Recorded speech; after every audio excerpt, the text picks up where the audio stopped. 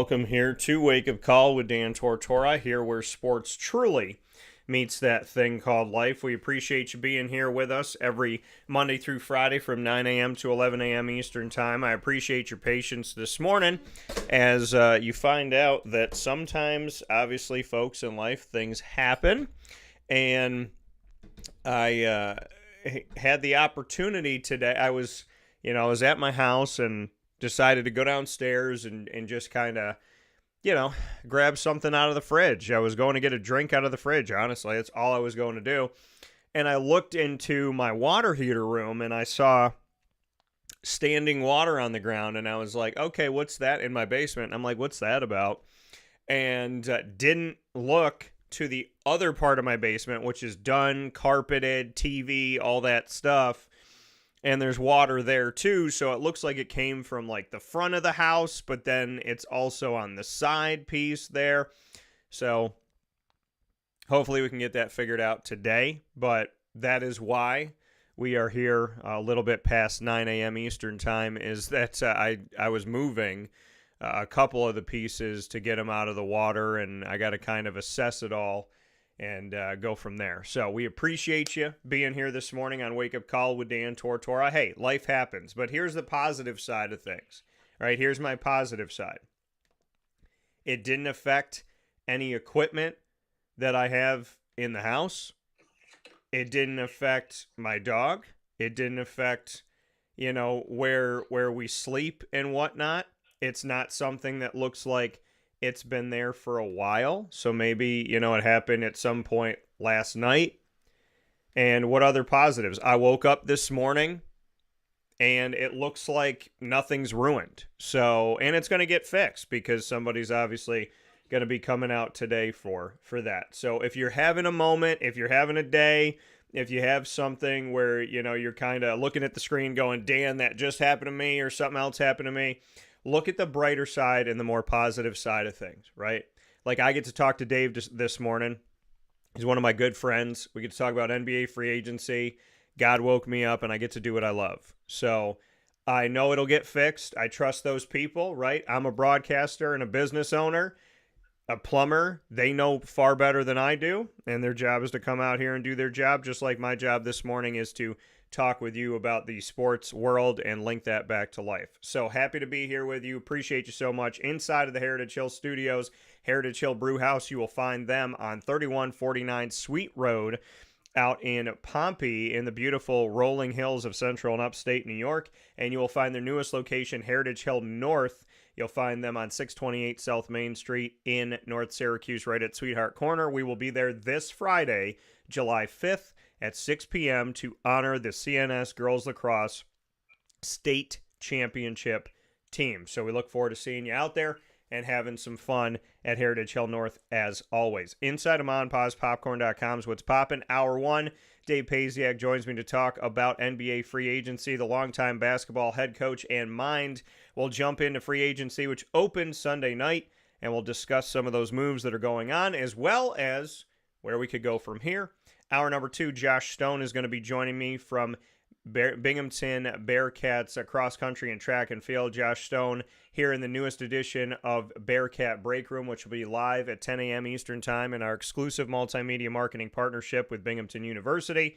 And we'll round out the show with the ingredients to success, as we always do on Tuesdays, proudly presented by the fantastic team at Avicolli's. So, with that being said here, as mentioned before, Dave has been with me. We went through the NBA playoffs together. We went into the NBA draft, and now we're in NBA free agency. Dave, what I've learned in the last 3 weeks is that basketball truly never stops. We went from the playoffs to crowning a champion to literally right after crowning a champion, me going, all right, Dave, want to come back on the show and talk about the draft, to doing that. And then right after the draft, when we talked on Friday, when the draft was Wednesday and Thursday, then Sunday was the opening of free agency. And before we know it, Summer League is going to be tipping off. So it's crazy how this all goes down, but it's great for basketball fans. Mr. Pasiak, how are we doing this morning? I'm doing good, Dan. Sorry about your little water issues in the house, but yeah, the basketball calendar really has a great flow to it. You think about it, you can go all the way back until you really want to go back to like Christmas. You have, the Christmas Day NBA games, and then, people are starting to get serious about the NBA, and as football winds down and we get past the Super Bowl, the NBA down the stretch, college basketball conference tournaments, March Madness, that ends. We're into the NBA playoffs. That ends. We got the draft. That ends. We got free agency, then summer league, and then this year we got a little bonus with the Olympics, and then you take training camp comes, you can take a little hiatus and pay attention in the NFL for a few months, and then it's rinse and repeat. So, I think basketball has really found kind of a great rhythm to stay in the eye of the sports fan. Yeah, no, absolutely. I fully agree with you on that. The NBA has definitely found a way to, keep your attention throughout a long period of time. And, in keeping to me, you see it on both sides of the spectrum. Because on one side of the spectrum, when your team wins an NBA championship, and I'm wearing my Raptors shirt today, when a team wins an NBA championship and you're ecstatic, right? You feel like, okay, can we like celebrate for 5 more minutes before we're back into the season? So I think, if you're a Celtics fan right now, you're like, wow, that felt really short-lived. We won, and here we are like back at it again. But on the other side of it, when your team doesn't win and your team has struggled and your team's trying to do it, you want to get right back into it. You want to turn the page. You want to get away from it and say, okay, you know what? That was the season. That season happened. Whatever, it's over and done. So I think it's all perspective of kind of where your team is at and where things are in that side of things. Are you a Celtic fan that wants to celebrate longer, or are you a Raptor fan that's like, okay, where are we heading right now? So, and a lot of people looking at these moves that have been made. You're a Philadelphia 76er fan. I do want to get to your thoughts, but before we do that, I mentioned the Celtics here, and I think it's only fair that when we're talking about NBA free agency and the things that are going on, we first and foremost start in NBA free agency here in 2024 with the Boston Celtics, the NBA champion Boston Celtics, that we start with the team at the top. Going into 2024-25, the Boston Celtics have made some moves. Derek White agreed to a 4-year extension. Jason Tatum agreed to a 5-year max extension. And then Luke Cornett on a 1-year deal. Nemias coming back on a multi-year deal. So there's been some moves that have been made by the Boston Celtics. Big ones here in Derek White, whose name was brought up through the postseason, and of course Jason Tatum, who had the words that still ring to me today. What are they going to say now? Jason Tatum, a max contract of 5 years here, and that max contract, for people that want to know how this thing breaks down, 5 years over $310 million, $315 million on a 5-year deal. That would break down essentially, if it was year by year, to $60 million a year, which, I feel like I remember when the NBA was in a place where like $60 million was their cap, I think. But it's absolute insanity here to see these numbers. But Jason Tatum and Derek White will be back in green for the Boston Celtics. Your thoughts, Dave, on the champions and Derek White as well as Jason Tatum? Well, Tatum is going to be the biggest contract in the league until next year when the cap goes up, and then somebody else will get a bigger contract. But, at this point, it's the largest contract in NBA history. Yeah, you're right. It's not that long ago that, his contract is bigger than what the whole cap was not all that long ago. The thing with Boston, Tatum and Derek White, they brought in Porzingis and Holiday last year. Yeah. They have, they're going to have a pretty hefty luxury tax bill. And they're going to get to a point where, like right now, they did what they need to do. keep their core intact and keep them at a high level. And they're at a place now where, and they made two big moves last offseason. I think now their moves, because of kind of where they're at with cap and contracts and everything, is going to be more like incremental to try to, stay ahead of the pack. But, when the rules change on the luxury tax next year, and when it coincides with the new media contract and whatnot, and it's going to be very difficult for Boston, a couple of years out to maintain that roster and pay everybody and still have some degree of flexibility. But I think in the short to medium term, they certainly did what they needed to do to keep their core intact and give them an opportunity to run it back. I mean, championship level team, you look at like Denver. Denver lost Brown, couldn't bring Brown back a year ago. Can't bring Caldwell Pope back this year. So, when you reach that level, guys are looking to get paid, and you can only kind of keep it together for a matter of time before you have to start making some hard roster decisions. So, but I think short run, Boston's in a great position. Yeah, like you said, you can only keep it together for so long, paying that money and putting yourself in that scenario, in that situation. But being in that situation right now, Boston can handle it at this moment in time, and hopefully, for the Celtic fans, I mean, there is an opportunity for them to have a good season coming up this season in 2024-25, and obviously taking care of Jason Tatum, knowing that you have Jaylen Brown and Derek White coming back is something to obviously note here as the team moves forward.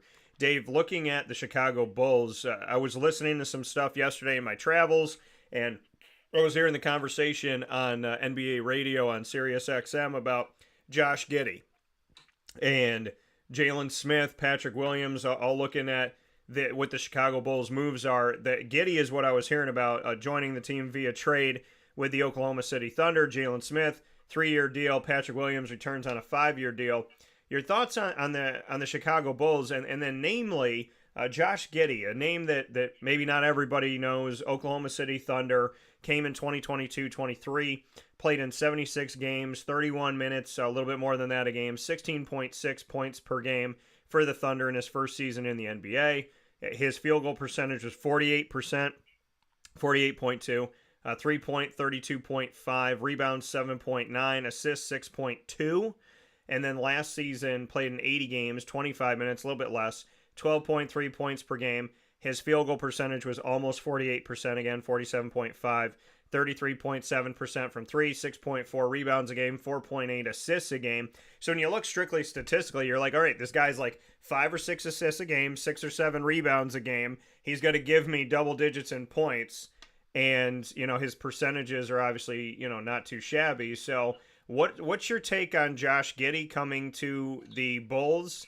And, I mean, I guess I'm going to kind of just ask you an overall Bulls thought, because DeMar DeRozan is still out there. Josh Giddey's coming in. They've made a couple other moves. But I'd love to get your thoughts on DeRozan and Giddey, because that was a lot of the conversation I was hearing yesterday. And you know what? I was like, I want to pick Dave's brain on what his thoughts are on them not making a move for DeMar DeRozan yet, and at the same time bringing in a guy like Josh Giddey. Well, I mean, I guess if you believe what you read and everything, them trading for Giddey kind of closes the door on them, on them bringing DeRozan back and, DeRozan wanting to go back. So, yeah. I mean, like, DeRozan is probably the highest profile guy left on the market if you're operating on the assumption that LeBron is going to re-sign with the Lakers. So, I think that that deal to bring Giddey to Chicago, they get younger. The Bulls. Levine's been on the trade block. Like, I think the Bulls are a team that I think they're going to tank without tanking, to a certain extent, try to maintain some draft capital and put themselves in a good draft position and a good free agency position for a year out. And I think getting younger with Giddey, to re-sign Jalen Smith, I think, so I think those kinds of moves and cutting bait with DeRozan at the same time, I think the Bulls are giving every indication that they've got kind of a long runway to get back into contention. And, DeRozan, probably doesn't fit with that timeline. DeRozan himself is probably looking for and probably fits better, with a team that's in more of win now mode, and, could take advantage of a guy that, could maybe be the missing piece elevating the team. Yeah, and we'll see where DeRozan ends up. It was funny. I was having the conversation yesterday of like, where do you want him? I said, honestly, I want him back in Toronto. I mean, Toronto doesn't have Kawhi Leonard anymore. They don't have Pascal Siakam. They don't have OG Anunoby. They don't have these guys that help to lead them to a championship. They don't have Kyle Lowry. Obviously, that happened a few years back. But, I'm like, bring DeRozan home. He loved Toronto. And what else are they going to spend? What else are they going to spend the money on? And I mean, for me, bring back a guy, let him lead again, give him an opportunity. If there's still love there and there hasn't been love lost for Toronto in the world of DeMar time away, let's have that reunion. I think it would ignite the fan base. I think it would excite the fan base. I know that I definitely would look at this as a really cool era, and that's to me that would be awesome to see something like that. I know it's kind of rose-colored glasses, Dave, but what are your thoughts on that respect of it? That the fact that he's still out there and the Raptors are in a place of trying to figure out their next step and this new chapter that they're in. Is it crazy to think that DeRozan could be back in Toronto? Probably. Okay. Let me be crazy this morning, Dave. Let me be a little bit crazy with this morning. Well, I just think, for some of the same reasons that it appears that the door is closed to him going back to Chicago.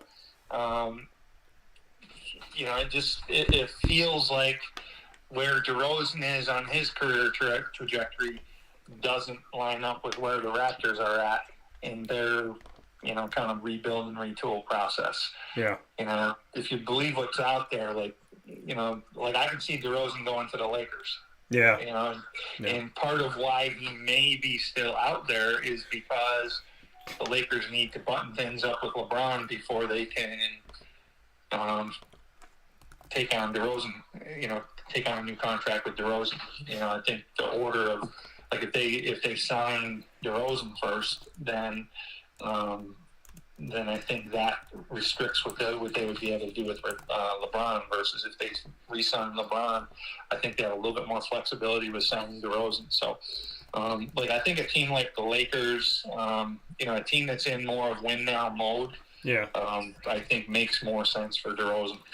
Is there somewhere else besides the Lakers that you think would be, like, if you had to project a landing spot right now, you were at a roulette table and you had four choices, four numbers that you could put your chips on. Let's make those numbers teams. If one of them is the Lakers, what would be the other three that you think DeRozan could end up at? Well, I mean, without really diving into the cap situation, just from a fit on the team. Yeah. I think he would be a nice addition to an OKC or a Minnesota, a team that could it's on the rise and has a good, a really good young nucleus and a veteran presence like DeRozan. I think could really help a team like that. I mean, I haven't really heard either of those teams mentioned to any great degree.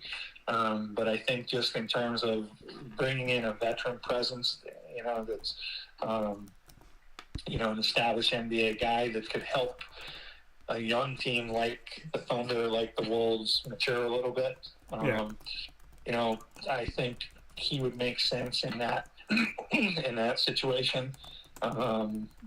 Same thing with, you know, maybe a team like Orlando. You know, I think to add a veteran presence to you know, to a playoff caliber team, that maybe that experience and that veteran presence could elevate them to another level. Like, those would be the kind of teams where I think he would be a good fit. You know, could be a good fit. Like you said, we talked about the Lakers. I mean, depends on. Like, I don't think the Sixers will probably not have the cap room to make a move on a guy like him, but the Sixers need to bring in a lot of pieces. You know, so like either those kind of situations where they, you know, a veteran part, or like a young team on the rise that could use a veteran presence that's like getting close. I think those would be the good landing spots for a guy like him. Yeah, I think it's interesting. Speaking here with Dave Pasiak on Wake Up Call inside of the Heritage Hill Studios, I think it's interesting what you said about DeMar DeRozan, because the Magic, right, and this is a perfect conversation to have here, just kind of where they are and what they're doing.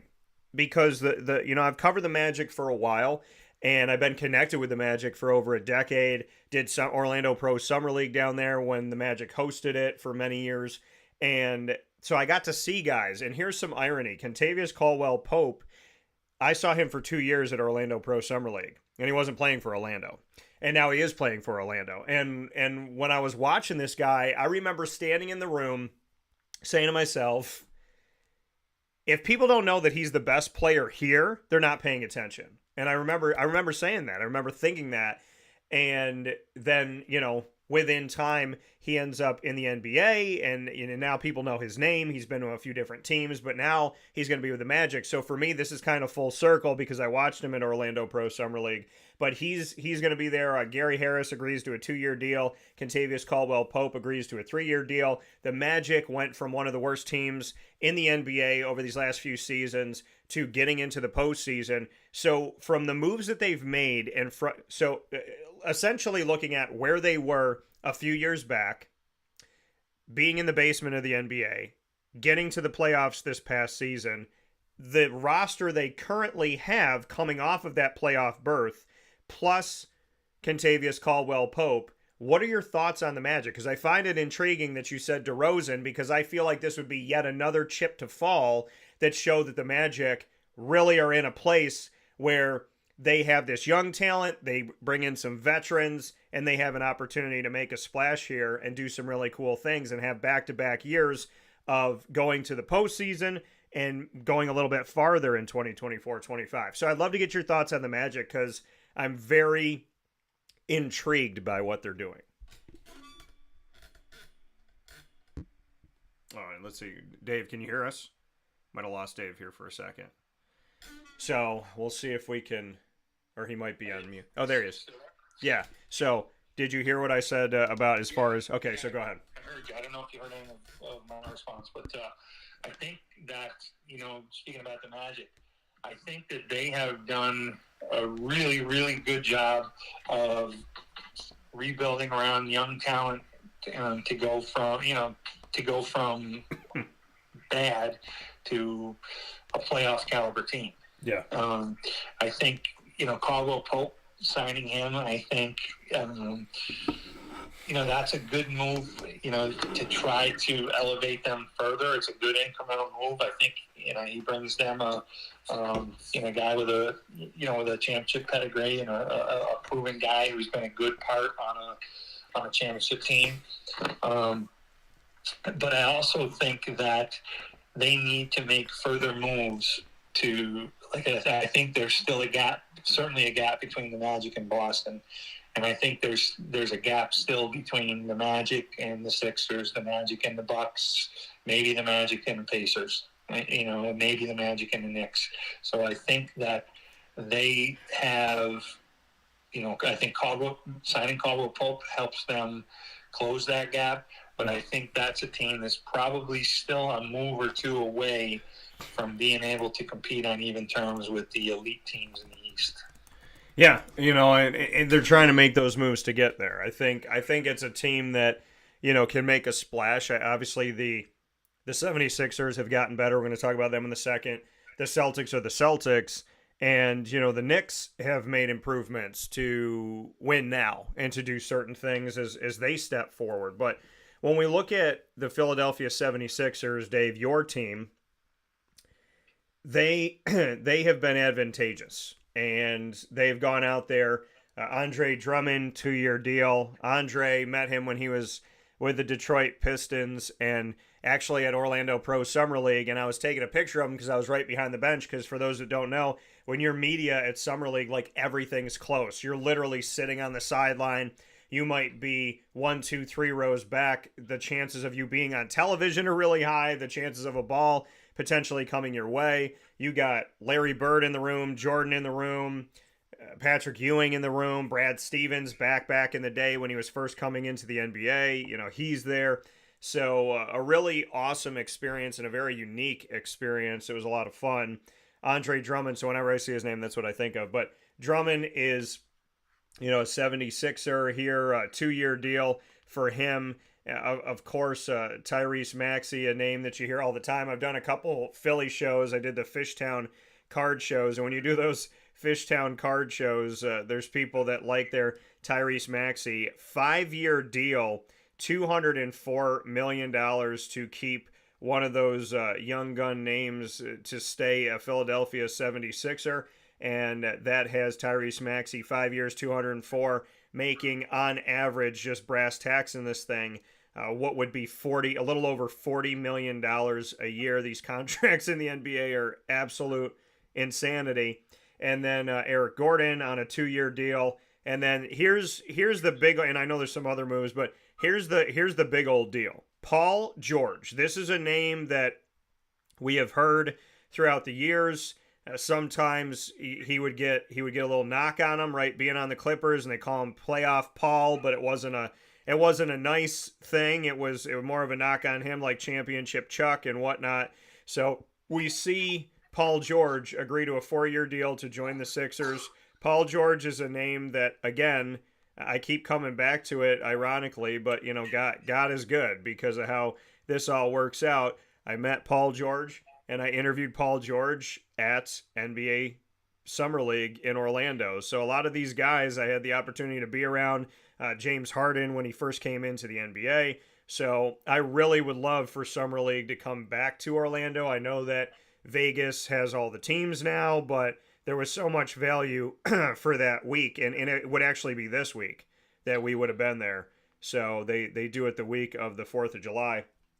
And Paul George, getting to meet him, getting to talk with him back in the day, and now seeing him as a Philadelphia 76er. When you put this all together, Dave, Philadelphia obviously doesn't make it out of the Eastern Conference, but now with Drummond on a 2 year deal, Paul George on a 4 year deal, Eric Gordon on a 2 year deal, a max extension or an extension for Tyrese Maxey on 5 years here, and you look at the rest of the roster of what you have on this team. I know Tobias Harris no longer with the team. He's with Detroit now. But when you break it all down and take a look at who you have, what's your thought? What are your thoughts on your Philadelphia 76ers moving forward?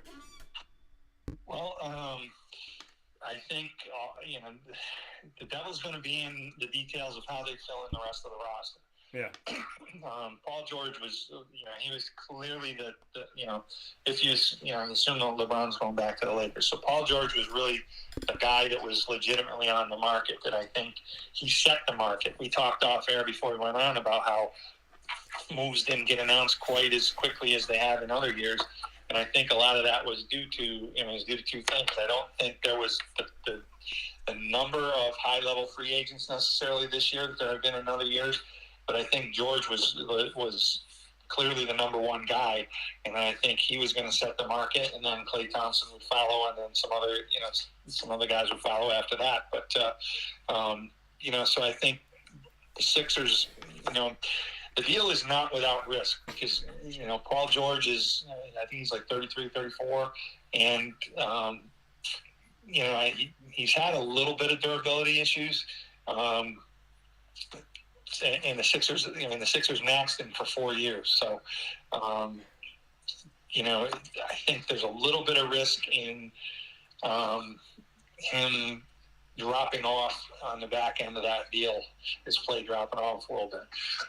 I think if he can stay at like the high level, like all-star caliber level, and play at that anything near that level, together with playing next to Maxey, playing next to Embiid, I think if the Sixers can fill in with the right pieces, I think re-signing Oubre, really good move.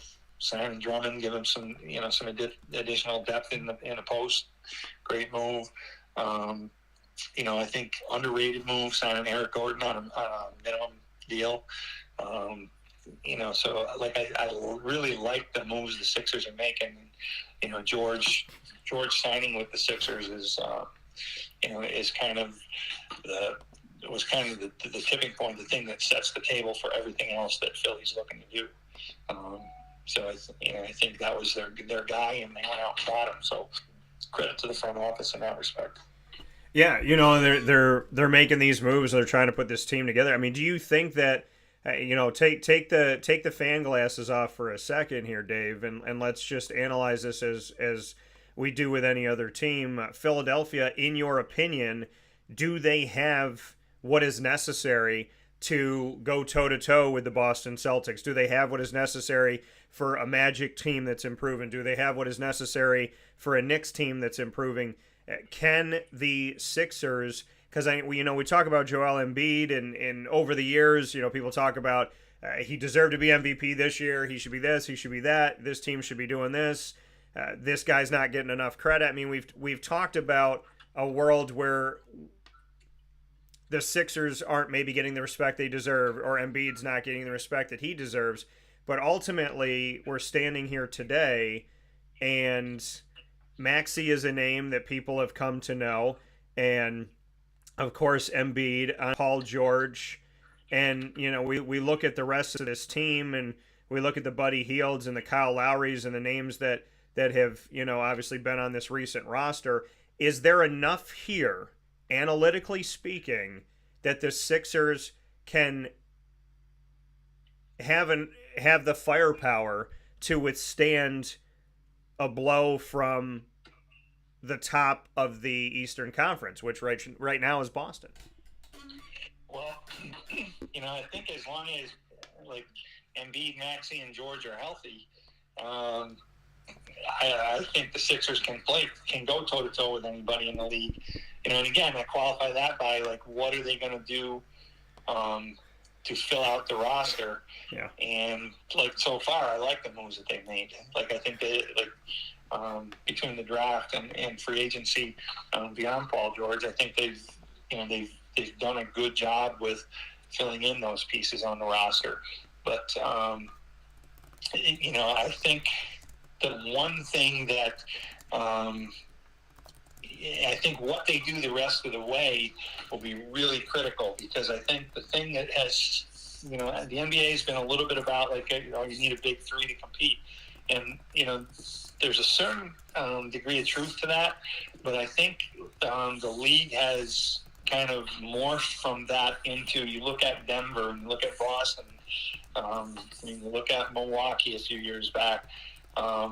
Like those teams had, especially Denver and Boston, I think they had depth to where, they didn't see a great deal of drop off, when they got to 7 and 8 and 9. So I think that, in Boston, they made the moves to bring in Holiday and Porzingis, so on, so they didn't lean quite as heavily, or didn't have to lean every night in, night out on Brown and Tatum to the same degree.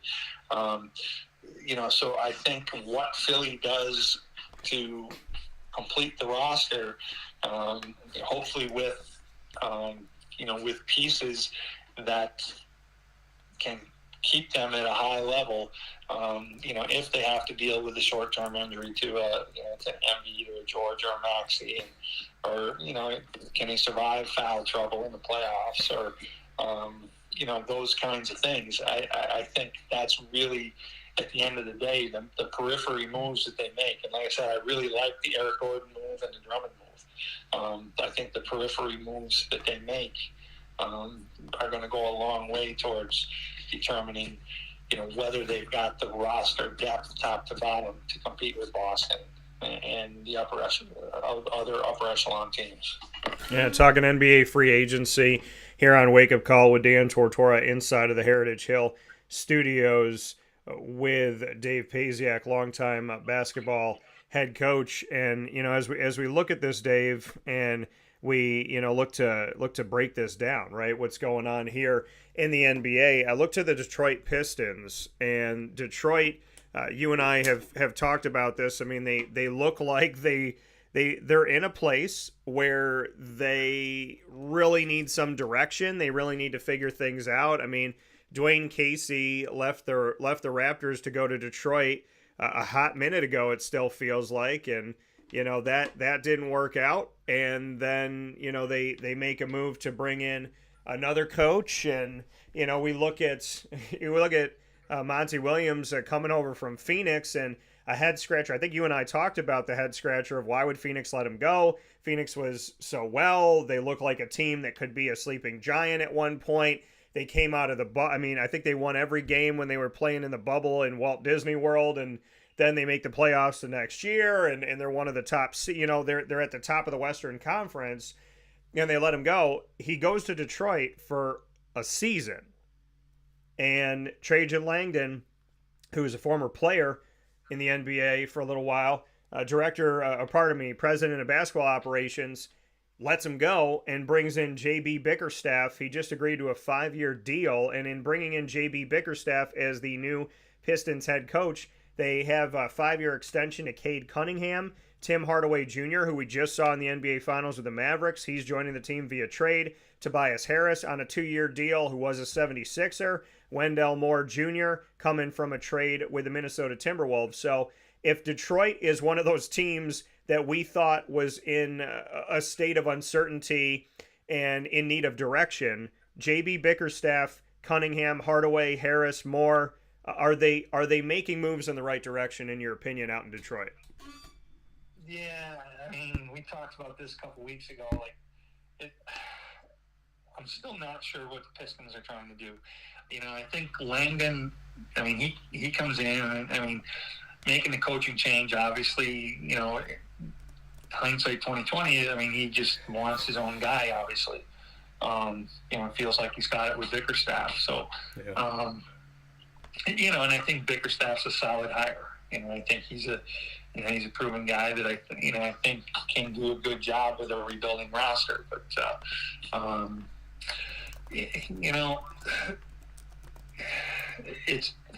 it's hard to.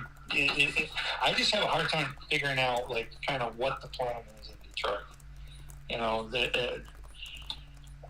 Are they trying to be patient and build 3 young guys, or are they trying to more quick fix it by bringing in guys like Harris, on a couple-year deal? So I don't know. I guess time will tell. And I think they hitched their cart to Cunningham as being a guy to build around.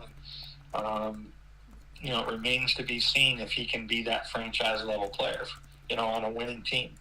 So, I would expect them to keep trying to add parts, both through free agency, trades, the draft. They're kind of in a little bit of process right now, but I just don't have. I'm having a hard time wrapping my arms around figuring out, what their plan is. Yeah, I think some of the stuff and obviously they waived former Syracuse player Buddy Boeheim, who's now with the Oklahoma City Thunder. But, Detroit is, like you said, you're putting a finger on who they are, who do they want to be. We'll see. Again, when they got Dwayne Casey away from the Raptors and Nick Nurse comes in, going from assistant, moving down the line to head coach with Toronto, I was in a place of okay, was that the right decision? I don't feel like they should have let Dwayne Casey go. And then Nick Nurse goes and wins a championship with the Raptors, and I was like, wow, okay, it ended up being the right move. But Dwayne Casey, here I am thinking, okay, Detroit thinks they got this veteran guy. They think they got this great coach. Look at what he did in Toronto. And this is going to be the future, right? He's going to be here for a really long time. And now we're, off of him, off of the next coach, onto the next one. And it just feels like when you talk about direction and you look at how many coaching changes there's been in recent history, Detroit is a question mark. I mean, these are names that I know, the familiarity of some of these guys that they're bringing in and whatnot. But what it comes down to is can they compete? Can they put this team together? Is this the right coach? And we shall see. The Los Angeles Clippers, by the way, love their new logo. Los Angeles Clippers not with Paul George anymore. Mo Bamba, 1-year deal. Batum signs a 2-year deal. Chris Dunn agrees to a contract. James Harden is going to return to the team on a 2-year deal. Derek Jones Jr., 3-year contract. Kevin Porter Jr., a 2-year deal. So a bunch of moves being made by the Los Angeles Clippers that now don't obviously have to deal with Paul George's contract and what that could be down the road. So they're out here making a bunch of moves. They're one of the teams that, as far as volume, has a bunch of names here and looking to their future. So I'd love to get your thoughts on the Clippers. Where are they at without Paul George, having Kawhi Leonard and some of these other pieces? Can the Clippers still be exciting? Can this still be a team to watch? I mean, James Harden's been all over the country, and he's returning to the Clippers. That was another name of, is he going to go somewhere? And he ends up staying with Los Angeles on the Clippers side of things. So is this enough? Is Harden and Kawhi and some of these other names and these other pieces, can this get the Clippers not only into the playoffs, but can they do something in the playoffs? Yeah, the Clippers. I mean, you're right. They've had a fairly high volume of moves. I think they're in a dangerous position a little bit, because we've already seen, I think Harden has been such a high use player. He's going back to the Clippers, and I think he can still play at a at a high level and everything. But, there's a lot of tread off those tires. And I think he's a guy, we've seen some decline in him in recent years. And he strikes me as a guy that could fall off a cliff. Yeah. So I think that I think the Clippers are a team that runs the risk of falling into NBA purgatory. Now, that said, if Harden can stay at a high level and Kawhi Leonard can stay healthy and play at a high level, I think those guys with the parts that they have brought in return can keep the Clippers, in the playoff conversation. But it feels like that team has taken a little bit of step backwards in terms of, they've made some all-in moves in recent years, trying to win a championship, and they haven't even sniffed the finals. So, I think they're a team that's got to be really careful that, could see themselves in that NBA purgatory where they're, good enough to be in the playoff conversation, the play-in conversation every year, but not good enough to play with the, the high-level legit championship contender teams. And teams in that situation, you never get the, the top of the lottery draft pick, and you've got a fair amount of salary tied up in, Kawhi Leonard extension and re-signing Harden and all that. So, it could be a team in purgatory for a little bit. Yeah, it's something you talked about with the Raptors, right? Before they started making these moves with Siakam and OJ Anunoby and so on and so forth, that they were this team in NBA purgatory where they could make the postseason, but they weren't going to go far in the postseason. And the Raptors have made a bunch of moves. I know we were talking about off the air, it's kind of more quiet, but Scotty Barnes agreed to a 5-year extension. Obviously, that's the name of the team right now. I would say. Davion Mitchell, he's coming onto the team via the Kings. Sasha Vezenkov is coming onto the team as well via a trade with the Sacramento Kings. Garrett Temple has agreed to come back on a 1-year deal. Emmanuel Quickly is coming back on a 5-year contract. When we go back and we look at this trade, the Raptors acquired Davion Mitchell, guard Davion Mitchell, forward Sasha Vezenkov, as well as the draft rights to Jamal Shed and a 2025 second-round pick via Portland from the Sacramento Kings in exchange for forward Jalen McDaniels. So there has been this move that brings in pieces. So they got 3 players here plus a second-round pick next year added into the other moves that they made, which is bringing back Quickly, bringing back Temple, bringing back Barnes. What are your thoughts on Toronto? Like,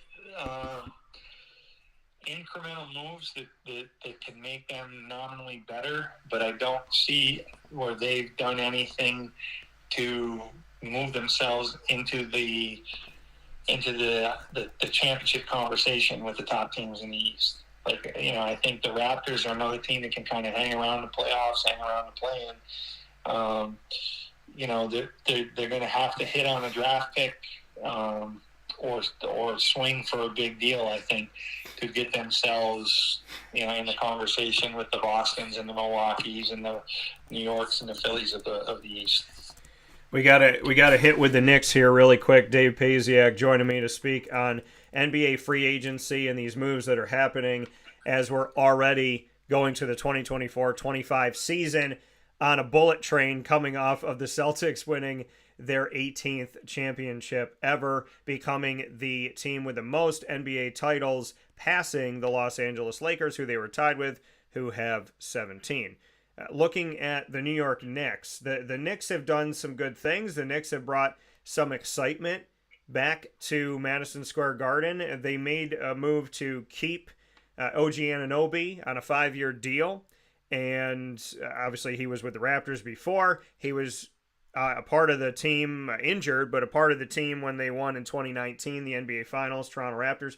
And then Mikal Bridges, we talked about this, the trade with the Nets that sent a bunch of draft capital for many years to come, all the way to 2031, to the Brooklyn Nets. So your thoughts on the Knicks? OG Anunoby, Mikal Bridges, and Evan was still with the Knicks. Like, what would this look like if we put all of this together? If we put Jalen Brunson and OG Anunoby and some of these other elements and pieces that Julius Randle and whatnot together, if Obi Toppin was there. But I'd love to get your thoughts on the New York Knicks, if they are in a place where you think they could take another step, or do you feel like they've taken a side step where they're going to continue to be good but not great? Where are the Knicks right now?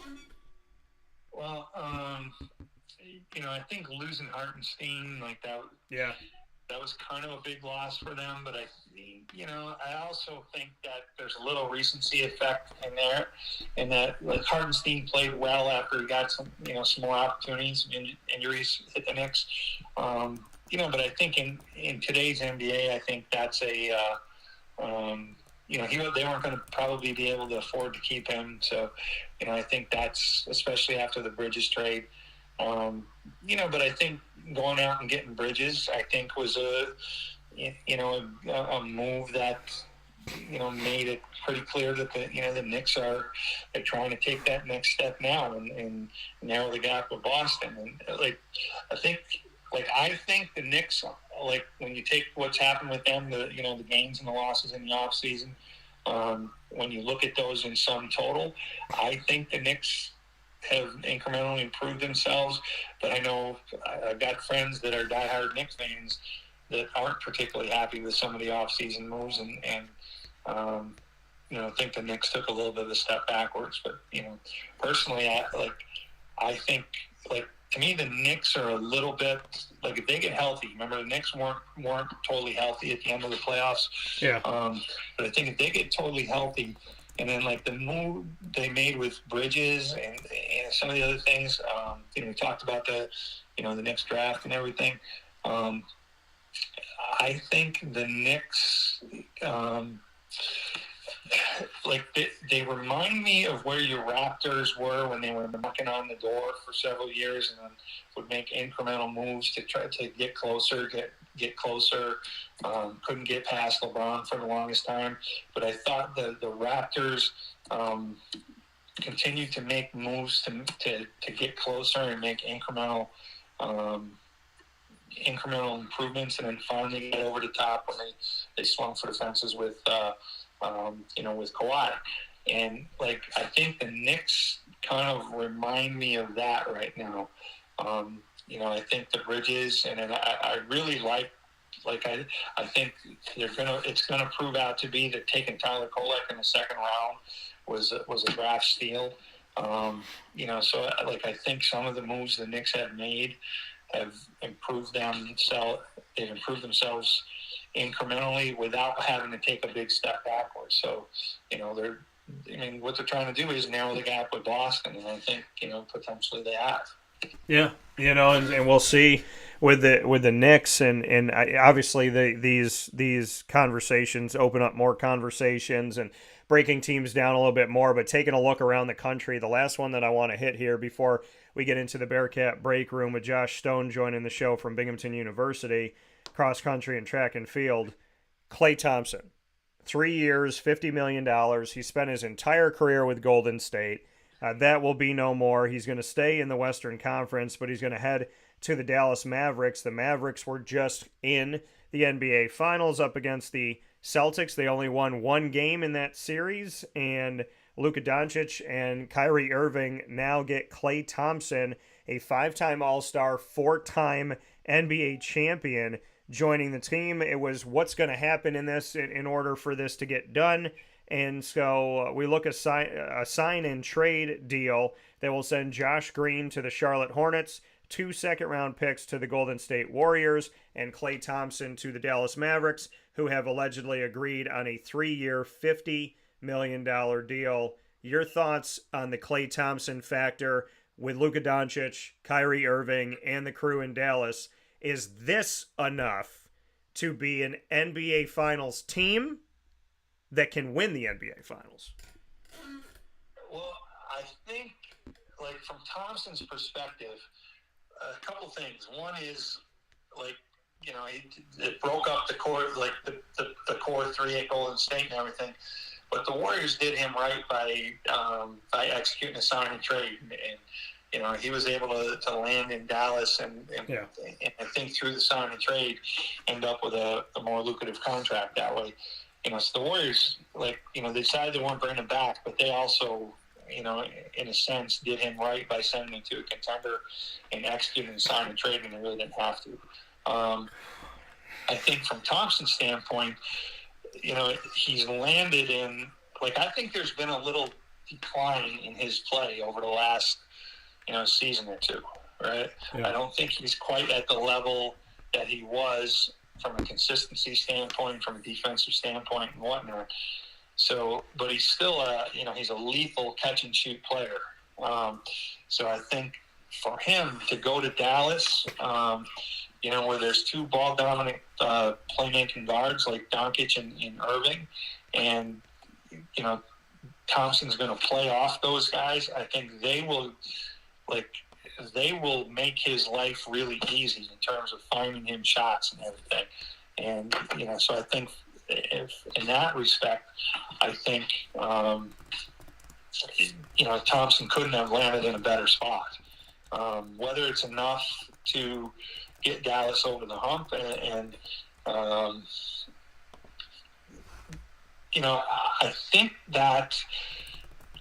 I think Dallas certainly improves themselves by adding Thompson. Yeah. The question becomes, is it enough to beat a team like Boston? And the thing about Boston doesn't double team often, and where I think Thompson pays benefits is so many teams try to double Kyrie, try to double Luka, and Thompson is the ideal player to play off that. How much value there is in that against a team like Boston, who's good enough individually defensively that they're not forced into those situations as much as the average NBA team. Yeah. So I don't know if the Thompson move in and of itself gives them enough to get past Boston, but I think Dallas certainly improved themselves, and I think by bringing in Thompson, I think they've increased their chances of minimally getting back to the finals. Is this the end of Golden State? Kind of feels that I don't know if it's the end, but I think we can see the end from here. Yeah. I think Draymond's another guy that it's interesting that Golden State, I believe, committed. They committed a lot more money to Green a year ago than they were willing to commit to Thompson, and it feels like Green has. I think he's on the backside a little bit too. It feels like his level of play has started to take a backward step. Curry's still elite, but there's a lot of tread on those tires too. And Thompson took a lot of pressure off of Curry in that people had to play Curry a little bit more honestly because of the threat of Thompson. So, the Warriors, they've been trying to get younger with some trades and signings and draft picks in recent years, but I don't think it's the end of Golden State necessarily. It might be the end of them as a championship contender, but I think they're going to be around the playoff conversation still, and be a dangerous team just because of Curry and. But I certainly don't think they're anywhere near the team that dominated the NBA for about a 5-year window. Yeah, no, and I think Golden State times are. That's the thing is that eventually chapters come to an end, and you have to move on to that next piece and see what they're going to be now. And those teams like the San Antonio Spurs, from Robinson to Duncan, teams that were prepared to pass the torch in such a way to have success. We saw Lakers teams do it. We saw Kobe do it without Shaq. Shaq and Kobe do it together. We saw Dwayne Wade do it without Shaq and coming in and whatnot. So, there are teams that can have success and then move on to the next chapter and have some more success. It's just about that preparation and really making the right moves at the right time. Speaking about the right moves at the right time, Dave, I got to hit you with this finally. Are you more than elated that your Philadelphia 76ers don't have Ben Simmons anymore? I am now, and I have full disclosure. I was a big Ben Simmons guy, back when he was with the Sixers, and probably stayed true to him longer than a lot of Sixer fans. But I've been proven to be wrong on that one. And there's a guy that has fallen off the cliff. I think quite a bit of it is of his own doing, getting in his own head and everything. But the Sixers being out, in hindsight, the Sixers being out from under him, has definitely been a good thing for the franchise. Yeah, so we'll see how we step forward here. Philadelphia making a bunch of moves, and there once was a time where the Ben Simmons conversation took over when it came to Philadelphia, and just hearing about him so much. And now it's about Andre Drummond, it's about Paul George, it's about Joel Embiid, Tyrese Maxey. So we'll see where Philadelphia goes. In my opinion, Dave, I could tell you from the outside looking in at Philadelphia, and what I mean by that is being a Toronto Raptor fan. As an impartial broadcaster, I think Philly is dangerous. I think Philly's got firepower. I think if these guys stay healthy, that Philadelphia is in a place where they're going to push a lot of teams, and they might beat a lot of teams substantially this season. So I think Philly has definitely won the day when it comes to free agency as one of the top teams there. Put up a poll, and you can vote in it for the next few days here on X, the former Twitter. That's CallDT on X, at CallDT. Where do you think DeMar DeRozan is going to end up?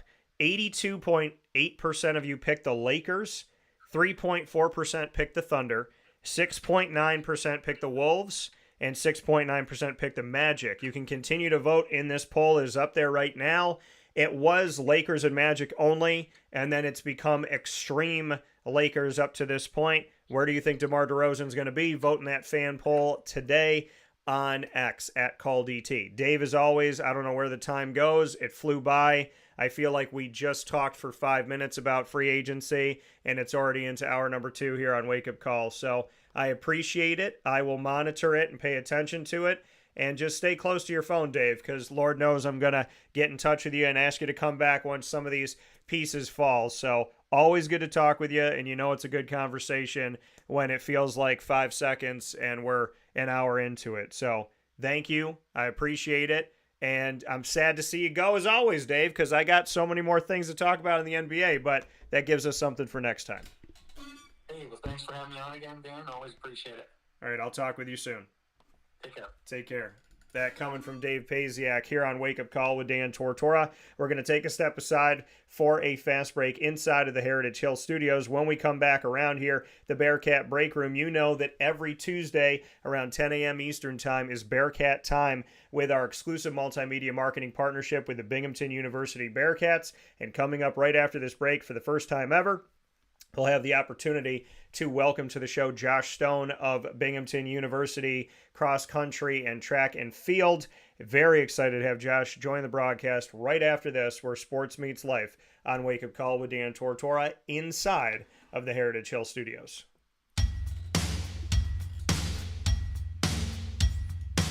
Central New Yorkers, you can now enjoy the taste of Heritage Hill award-winning craft beers, seltzers, and a full bar at 3 locations. Spend your weekends at their beautiful location in Pompey with its amazing views, sunsets, family, and pet-friendly facilities, as well as extensive private event areas. Get their taps, tonics, and tastes in their brand new North Syracuse location at Sweetheart Corner in North Syracuse, New York. When flying in and out of Syracuse Hancock International Airport, make sure to visit their Palladino Farms location. At Heritage Hill, they believe in supporting our community and are excited to now meet you where you're at and where you're going with their local farm-raised tastes. Find out more information at heritagehillbrewery.com.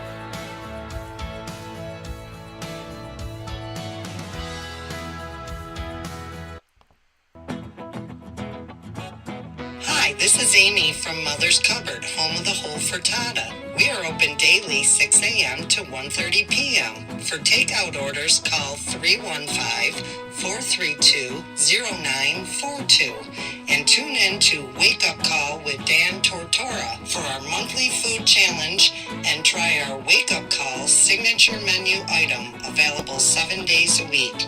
Here at Mother's Cupboard, we are Central New York, and it's our honor to serve you.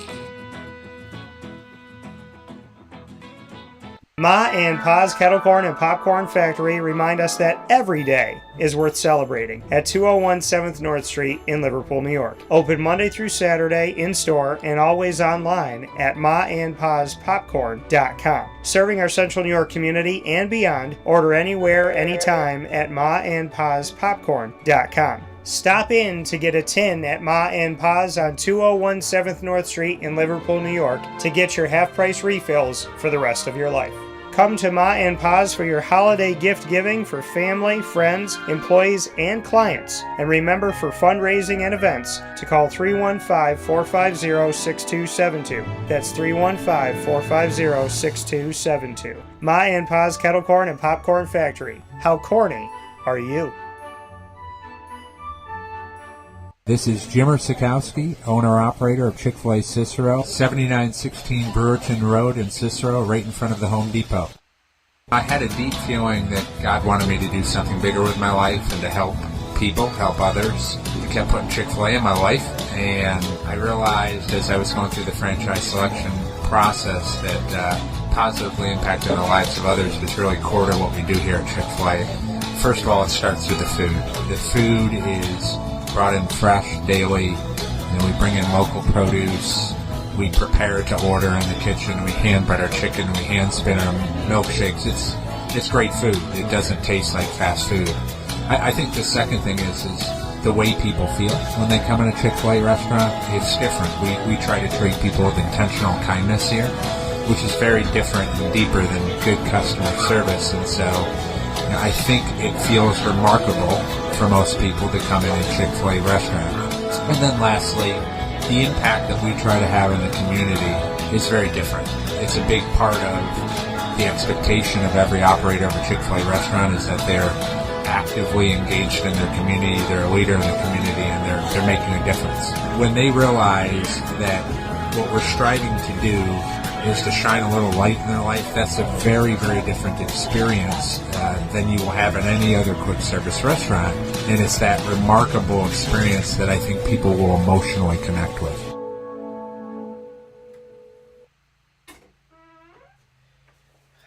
Welcome back here to Wake Up Call with Dan Tortora, where sports truly meets that thing called life. Proud to be here with you every Monday through Friday from 9 a.m. to 11 a.m. Eastern Time, and very excited for this opportunity, as always, to bring you into the Bearcat Breakroom. We do this every single month on Wake Up Call with Dan Tortora in our exclusive multimedia marketing partnership with Binghamton University. And for the first time ever, picture-in-picture with me, I get to welcome in Josh Stone. Josh Stone coming to us from Binghamton University, cross-country track and field student athlete. And of course, we have seen Binghamton on the Olympic stage when it comes to cross-country and track and field. And of course, those the opportunity in Paris for track and seeing names that are out there representing Binghamton has been really special. And one of those names representing Binghamton so very well, Mr. Josh Stone. Josh, how are we doing today? Very good. Thank you for having me on, Dan. I appreciate it. Absolutely. And Josh, for you, I mean, to see Binghamton University on an international stage right now, what has that been like for you to experience that? Because this is one family, right? This is one Bearcat family. Maybe we see you out there someday. Hope to. Hopefully. So when you're seeing, you know, these beautiful opportunities for Binghamton to go out there and to work toward an opportunity at getting in to this world of the Olympics, when that is coming through and you're getting to see that and you're seeing this, you know, in front, when the world is seeing it and seeing names that, of course, you know, names that you obviously have a connection to in this Bearcat family, to look at that and see that spotlight on Binghamton athletics, what is that doing for you, and how does that kind of just, I don't know, warm your heart and at the same time make you want to work even harder?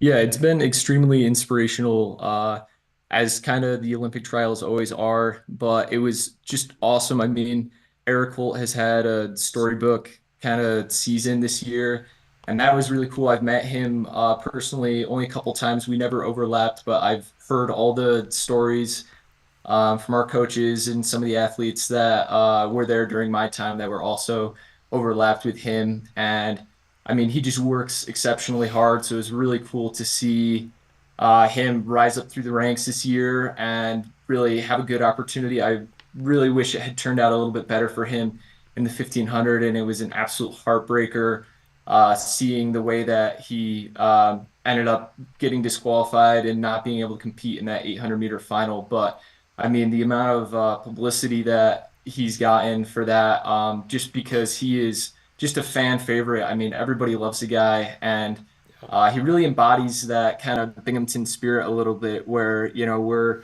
maybe a little bit scrappy, and you get that feeling, you know, with a state university like that, working middle class families trying to make it happen, and that's totally Eric Holt. You know, he's just trying to make it happen, and he's been putting his life on hold and has been putting everything on hold for this dream. And it was really cool to see him get sponsored. I know he was really hoping to make it to the Olympics, but, you know, hopefully he can make a world's team here in the next few years, or maybe in 4 years, find his way into LA. And then with Emily, I mean, it's just incredible to see all the things that she's done. She's number 3 now all time in the US in the 1500, which is just absolutely incredible. She's qualified for the Olympics. And with that, it's also not just she's not just a Bearcat. She's also, you know, a Binghamton native. She grew up in Endicott, New York. I remember my sister competing against her a lot in high school. So I've been watching Emily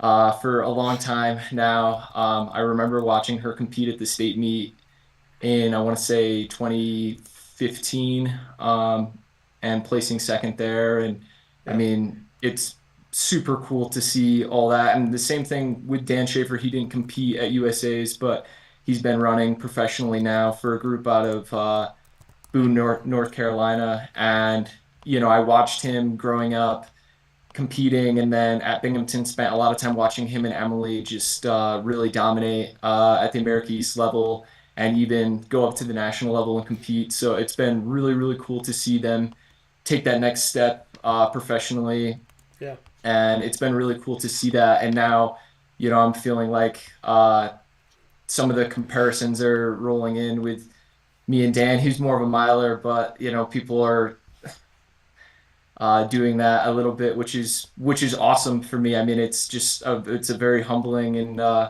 it's an awesome experience for me to kind of be like, yeah, I would like to follow in his footsteps, and hopefully Eric and Emily's as well. So it's just super inspiring. Yeah, and like you said, you bring up these names, you bring up Dan, you bring up Emily and Eric, and I mean this is a Bearcat family, right? This is once you're a part of it, you're a part of it. When you're a part of cross country, track and field at Binghamton University, this family only grows; it doesn't shrink. So to have those comparisons to Dan, let's go back to that for a second. What are they comparing? What are they seeing? And what do you appreciate when you hear those comparisons? What are they kind of talking about that you're saying, oh, okay, that's a nice compliment?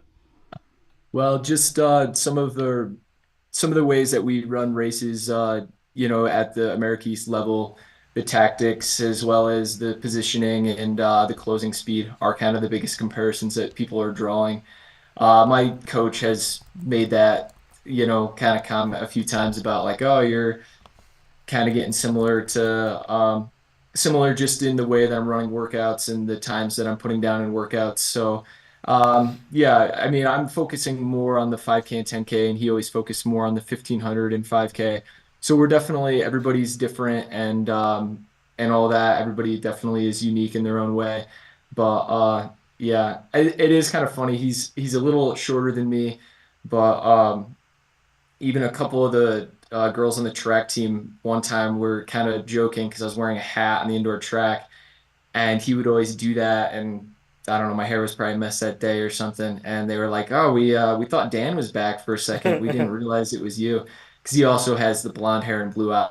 But yeah, I mean, it was maybe more of a joke than anything. But yeah. Yeah, man. I mean, we look at your history, and I want to go into that, and then we'll spin back around to Emily and Eric. But here in this Bearcat Breakroom, in our exclusive multimedia marketing partnership with Binghamton University, celebrating the Bearcats. Josh Stone here with us, Binghamton cross country and track and field student athlete here inside of the Heritage Hill Studios. I'm going to read through senior year. Okay, so you sit Mhm. back and you relax, but people around the country and the world, I got a lot of bullet points to hit here. 2023-24 season, 5 cross-country meets, earned first team all-conference honors with a third-place finish out of 82 runners at the America East Championships on October 27th, 6 days after my birthday. The America East Men's Performer of the Week on October 17th. Won the Iona Meet of Champions on September 15th and the Canisius Alumni Classic on October 14th. Placed 77th overall at the NCAA Northeast Region Meet on November 10th. Competed in 10 track and field meets. Placed 41st in the 10,000 at the NCAA East Region Outdoor Meet. Won the 5,000 and was second in the 3,000 at the America East Indoor Championships. Captured the 5,000 at the America East Outdoor Championships. Named America East All-Conference during the indoor and outdoor meets. The America East Men's Track Athlete of the Week on April 23rd. You won fourth. Was fourth in the 10,000 at the Virginia Challenge, which was April 19th to 20th. Finished third in the mile at the Sykes and Sabick Challenge on February 3rd, and took 7th place in the 3,000 at the Dr. Sander Invitational, January 26th to 27th. Is there anything that I missed, Josh? Is there something else that you did? Is there a run that you did 3 days ago? Did you run in to do this interview today on the broadcast? I mean, that's a lot of bullet points. First and foremost, congratulations. Thank you. Congratulations for what you've done with Binghamton. Congratulations what you've done in the Conference of the America East and in the NCAAs. To just be there is an honor and a privilege, and to see the work that you've done. So when I read off all of those bullet points, what comes to mind? And that's just last season, folks, by the way. Yeah, well, it's funny because from the outside looking in, you see, the bullet points and all the kind of success, but even within there, you mentioned going to the regional meets and cross country and outdoor track and stuff. What pops into my head was those were both kind of rough days. There's a bit of struggle in there with um, all the success as well. I've been dealing with stomach pains and issues for like the last 2 years. So during outdoor track, and it was really bad during cross country. I kind of managed it during indoor, and then during outdoor track, I actually changed my diet completely around, cut out pretty much uh, like half of everything that I was eating, and just followed a pretty strict diet. Kept it very simple. I was trying to identify what was causing the stomach pain, Yeah. and I'm starting to figure it out this summer as I'm reintroducing things. But like, you see the good part of it, but there was definitely just a ton of struggle in there. And to be honest, I'm really excited that I have a full fifth year to come back because I have my goals so much higher than that. And I'm really looking forward to being able to prove what I'm capable of. Hopefully, I'm really hoping this summer I'll be able to get that under control, really figure out what's been setting that off. Because that's been something that's been kind of holding me back a little bit. I've had good races while having the stomach pain, but I've had a lot of bad races that I can kind of attribute to that. So I'm hoping to kind of get that fixed and get moving. But there's struggle in there with kind of the triumph, and it makes those good days just that much better. Because you walk in and you're not sure if it's going to be a good day or a bad day sometimes. Yeah, and like you said, I mean, you're going through that adversity. What people don't know, they just see you go out there and compete. They're not seeing what you're going through, and with your stomach pain and whatnot. How have you navigated that adversity? I know you spoke about taking things out of your diet and then slowly but surely reintegrating things to try and figure out, okay, this works, this doesn't. And I Hmm. can understand that in my world of, I realized recently my stomach the last couple weeks kind of got off. And Hmm. so you kind of know, you're like, okay, well, I put this in, this wasn't there. Maybe I brought this back, and you start going through that. Because for a couple of years, I got used to just having stomach problems. Yeah. And then this past year, I haven't felt it. So now that it's been back the last couple of weeks, I'm like, yeah, this is not fun. So you're kind of speaking in my neck of the woods, and in that respect, and understanding the, okay, I'm going to just go bland. I'm going to start fresh. I'm going to have a clean slate here, and then I'm going to put this in. Oh, okay, that's not reacting well. All right, I'm going to take it out again. I'm going to put this in. Okay, that's okay. I'm going to put a little bit more of that in. How have you Hmm. navigated through that adversity? And, coming from somebody that will have stomach stuff and not talk about it and just go about my life, I can respect the fact that you're not showing it, but it's not a fun thing to go through, Josh, as you know. So I've been working with that. Yeah, so over the last like 2 years, I've been kind of going through that, and I've found different ways to try to fix it. And some of those have worked, but they would only ever work for kind of a period of time. And then Yeah. the pain would come back, kind of like you were saying. So it's like, oh, I'm gonna, introduce this to try to settle my stomach down, or I'm gonna start taking this medication or this fiber supplement. And then over time, it would get bad again, where I would take this thing out, and then still over time I would eventually have it pretty bad. I was kind of upfront with my coach about everything that was going on. I maybe could have been even more, upfront, and that might have helped. But I'll definitely say that's been kind of the one of the best things that I've been able to do is just talk with her, and we've been able to kind of try to figure that out together, come up with, and I've seen a lot of doctors and quite a few specialists, and Yeah. it's still just kind of a process. That in itself has been a process, seeing the doctors and specialists, but um, definitely had some disappointing races in there. And I mean, you have to do everything that you can and do what you can that's within your power. And then beyond that, you just have to kind of accept the result sometimes. Some days you're going to show up and you're not going to, have any pain at all. Like in indoors, in the 5,000, I actually had no idea what I was doing. I hadn't really started the diet thing, and I managed to kind of get away with one in the 5K, and my stomach pain was fine. And then the very next day in the 3K, it was really bad, and I was able to kind of hang in there and kick it in for second, which was great looking back. Yeah. But I really just, it was kind of what I could do at the time. You're just doing what you can.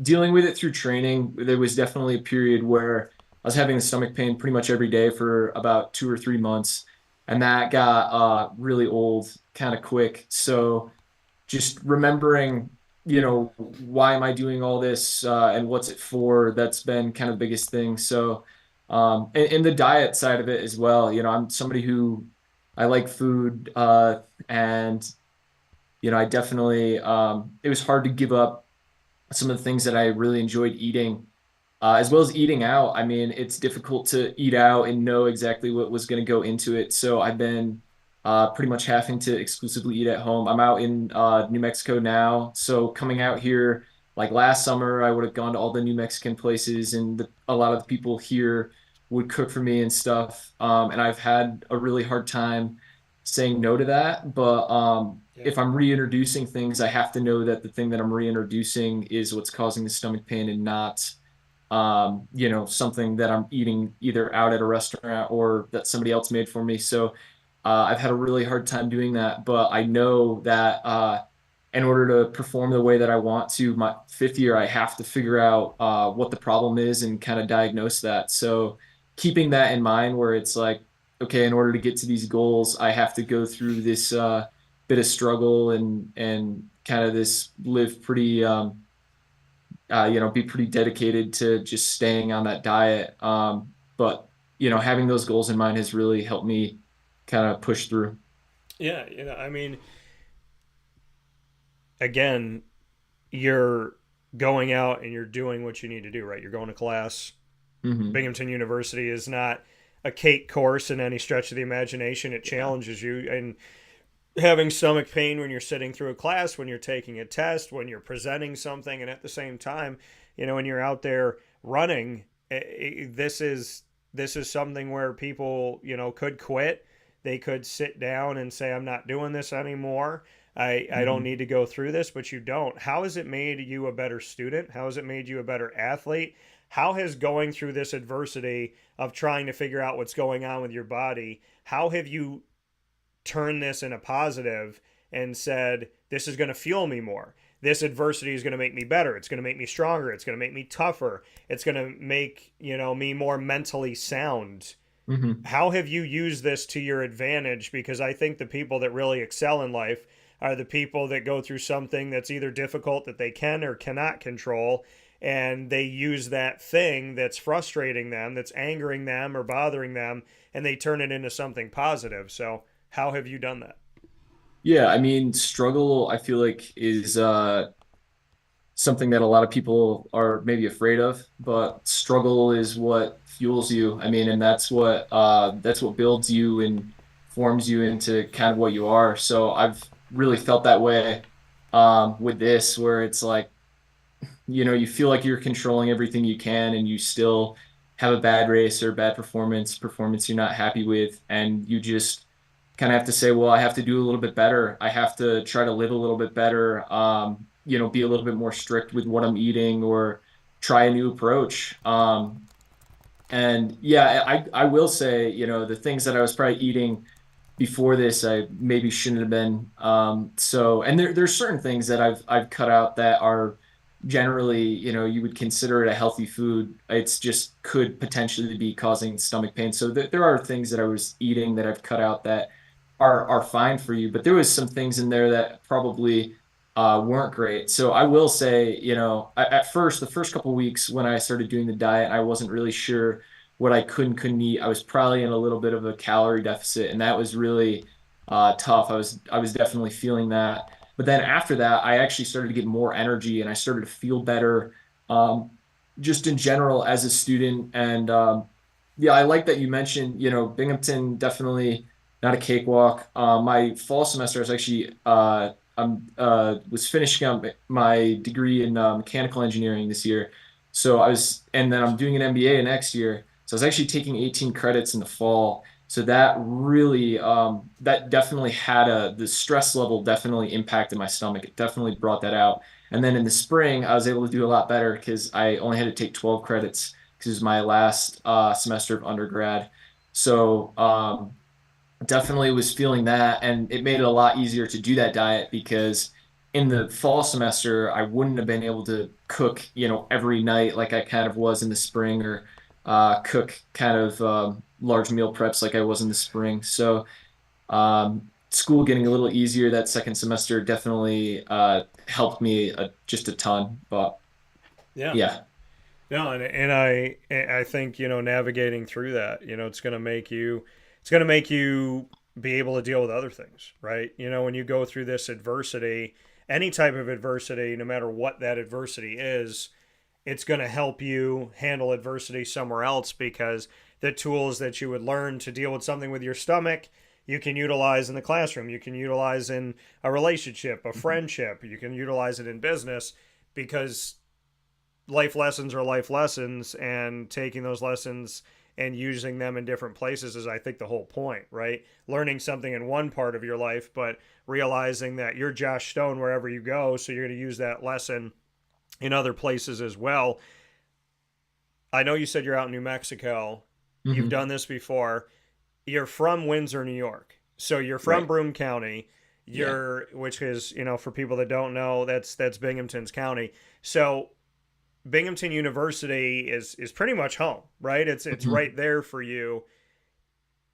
I want to get into a few things with this New Mexico piece and the Windsor piece, but looking at growing up in Windsor first, I've covered the high school down there, done interviews with Mhm. the student athletes, so I have a love for the Southern Tier. I have for many years. My I'll call him my adopted grandpa, Grandpa Bill, who's up in heaven now.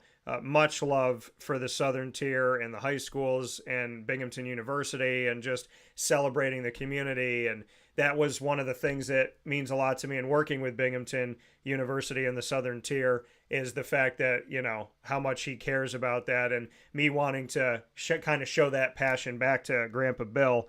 So bring Mhm. me into Windsor, life in Broome County, and why you decided to stay right down the road essentially and go to Binghamton University.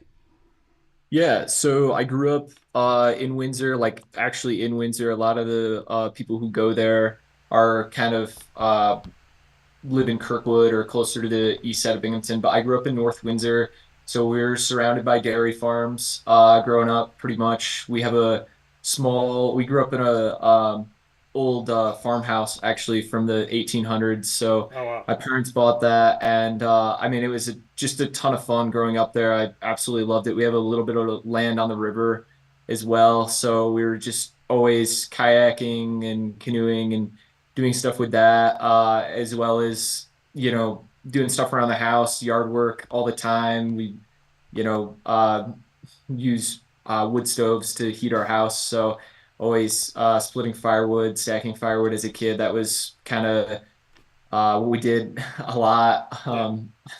That's what's coming to mind, anyways, I guess. Yeah. But running in Windsor is actually a ton of fun. I really enjoy running in the village. It's a cute little village, and then getting up into the hills there is a lot of fun too. There's a ton of dirt roads, and I bring my teammates out there from Binghamton pretty often to hit some of the dirt roads, and there are some absolutely killer hills back there that always surprise the kids that are coming up from like Long Island where it's a little flatter and stuff. So growing up in Windsor was always a blast. I mean, you have a small town area. You can be into the city of Binghamton. You can be to the east side of Binghamton in 15, 20 minutes. You can be to Vestal in, 25, to the university in 25 minutes. So it's kind of that perfect, like I live out and don't have too many neighbors, and get to run kind of in the countryside and all that and train, on dirt roads and all that. But then can easily get into the university very quickly. So I picked Binghamton for a few reasons. I mean, we've had throughout the years good athletes. I mean, going back to Jesse Garn, Van Ingen, we had some sub 4 milers. Back when that was really, really, nobody really broke four. Not very many people broke four in the NCAA when Van Ingen was running 356 in the mile, and then Garn ran 146 in the 8. And then I saw Schaefer compete in high school, and then I was seeing him do very well at Binghamton, as well as my sister was actually 3 years older than me. She ran for Windsor, and then she was on the team at Binghamton as well. So Yeah. she was competing there. She really liked it. She had just only good things to say about Coach Akoff and the coaching staff at Binghamton. So it was really no brainer. I wanted engineering. I was going to a state school that was pretty well decided. I was going to do that for sure. It just made sense financially, and I wanted Division One. So really, at that point, there's only so many options, and Binghamton was just the clear favorite. I mean, even if I had plenty of other options, I think I still would have ended up picking there. So, and it's really nice when I'm in the university and at the university. I don't feel like I'm very close to home, but then it's a very short drive away. So, and it's just completely different, kind of going over the hill there. Yeah, yeah. So Oh it's no, been go. awesome. And I mean, you mentioned Coach Acuff, Annette Acuff, the head cross country coach at Binghamton University, assistant track and field coach, going to be Mhm. entering her 25th year as a coach. And God bless her because, I mean, you see her and she looks young, right? Like when somebody says 25 years, a coach will always say, like, thanks, Dan, for making me feel old. But she looks like a young coach. She's been there for over 2 decades. And you just mentioned Coach Acuff. What has she done to bring out the best in you, and how has she made you better? Yeah, she's very, very cautious and patient with her training. She's very methodical in the way that she trains. I mean, she's really, really good. I mean, I've really seen that over the last few years. She just really knows her stuff. She doesn't, I feel like we have this tendency in distance running. A lot of athletes have the tendency and coaches to get a little too excited, and it's very easy to overtrain. I mean, we could go do things the whole summer, and I could come in really, really good shape, but by the time we get to November and December, I'd be burnt out. It's very, very common to overtrain in distance running, and Coach Akoff really knows what the perfect spot is. And I've had just a ton of trust for her and her training method, and obviously it's paid huge dividends for me. But also, I mean, she's very easy to talk to, like at practice and at meets and stuff, and she knows me pretty well now. So uh, she is very, very good about giving like tactical advice as well, like how to set up races and where you should position yourself and that sort of thing. And even during races, telling me to be patient sometimes, just trusting your kick and trusting your ability to close at the end of a race off of a slower pace. And those are all things that she's developed as well. She's developed those skills.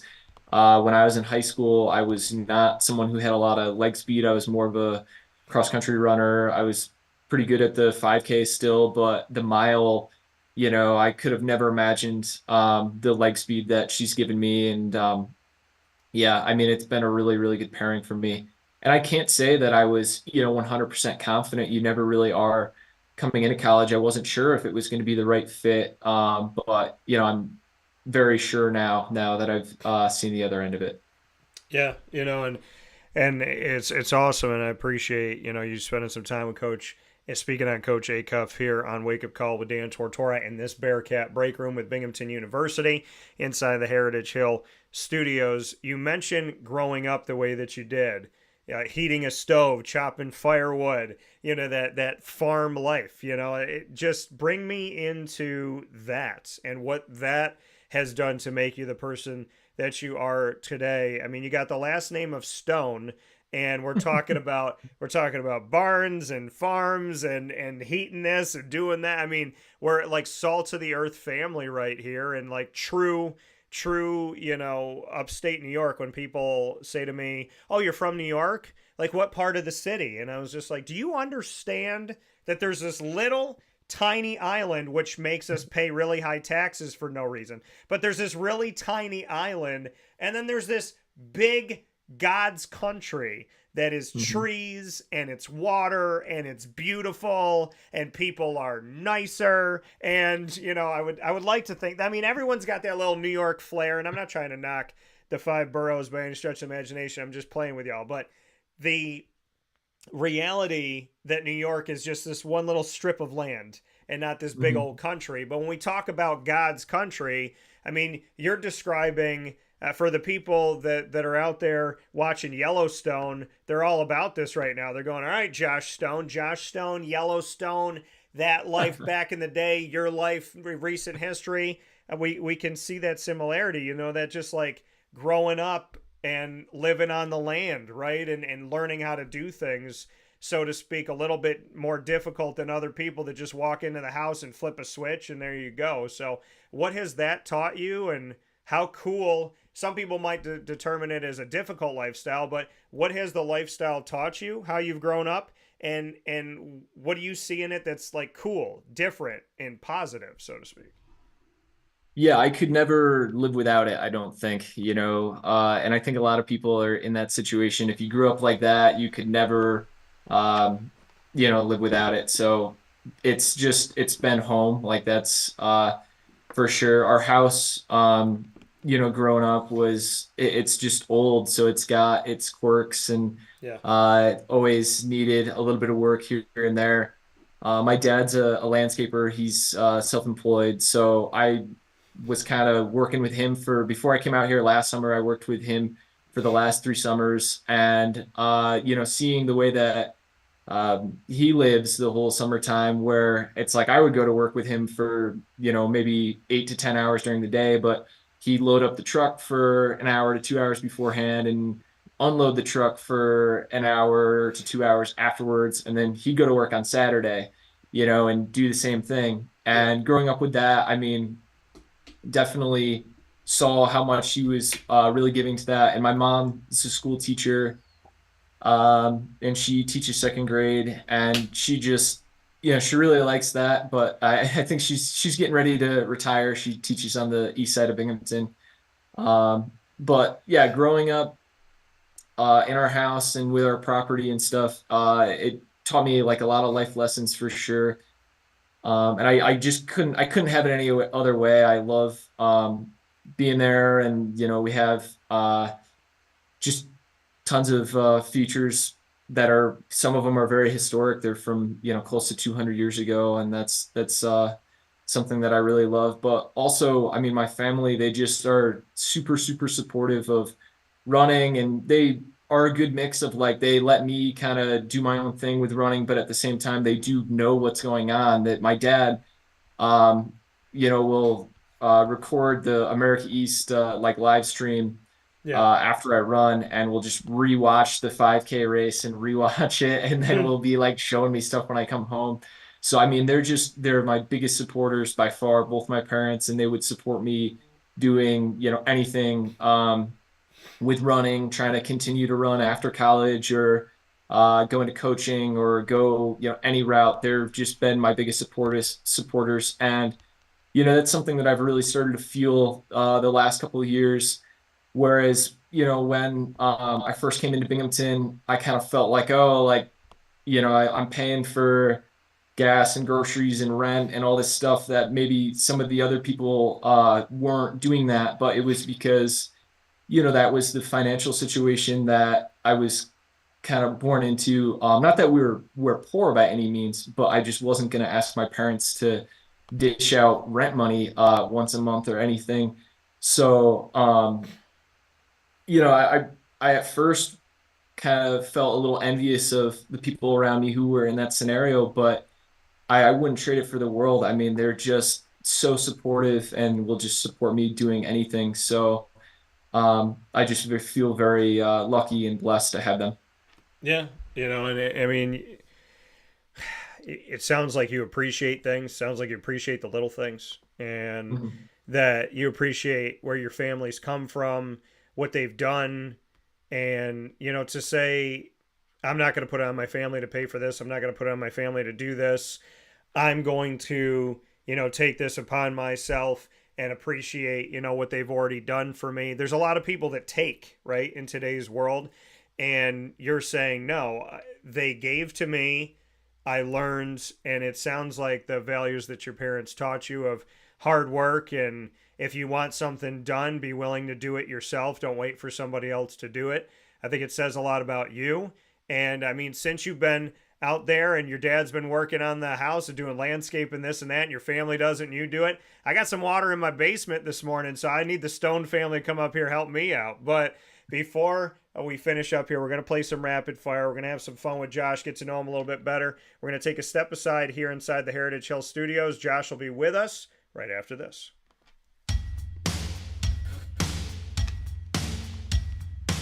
Central New Yorkers, you can now enjoy the taste of Heritage Hill award-winning craft beers, seltzers, and a full bar at 3 locations. Spend your weekends at their beautiful location in Pompey with its amazing views, sunsets, family, and pet-friendly facilities, as well as extensive private event areas. Get their taps, tonics, and tastes in their brand new North Syracuse location at Sweetheart Corner in North Syracuse, New York.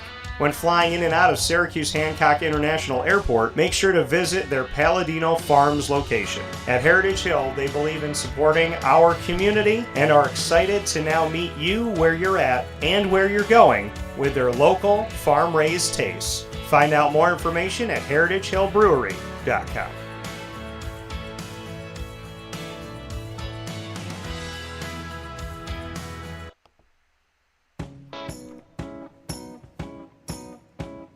In these unique times, there are those in our community that give us a sense of normalcy and positivity. Pizza Man on 50 Oswego Street in Baldwinsville has been here for you for over 35 years and is here now.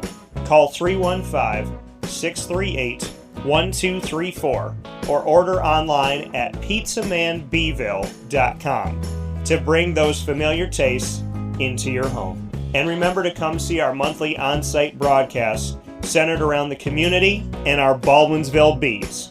Pizza Man in Baldwinsville. Any way you slice it, they are always here for you.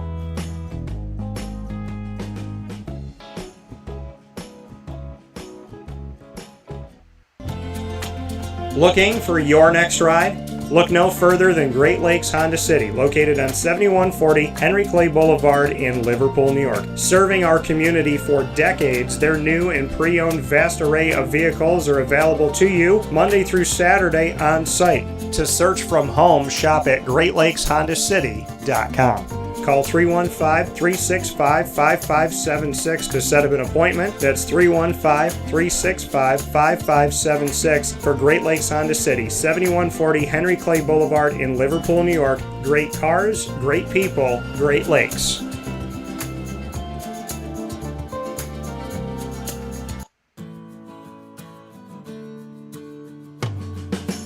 Our corporate purpose at Chick-fil-A is to glorify God by being faithful stewards of all that's entrusted to us and to positively influence all those who come in contact with Chick-fil-A. And what became increasingly clear from our success in Cicero is that people love Chick-fil-A. And also I think we recognized that, we had a great opportunity to grow the brand and grow our platform. I felt incredibly grateful when I was selected to be a Chick-fil-A operator. I think what it's meant for me, what I've come to realize on a very deep level is that this is a calling for me. It's not a career, it's not a job. The Lord called me to be a Chick-fil-A operator and to use these restaurants to glorify Him and to positively influence other people. I'm blessed. I'm very blessed. Head to Chick-fil-A Clay on 3974 State Route 31 in Liverpool, New York.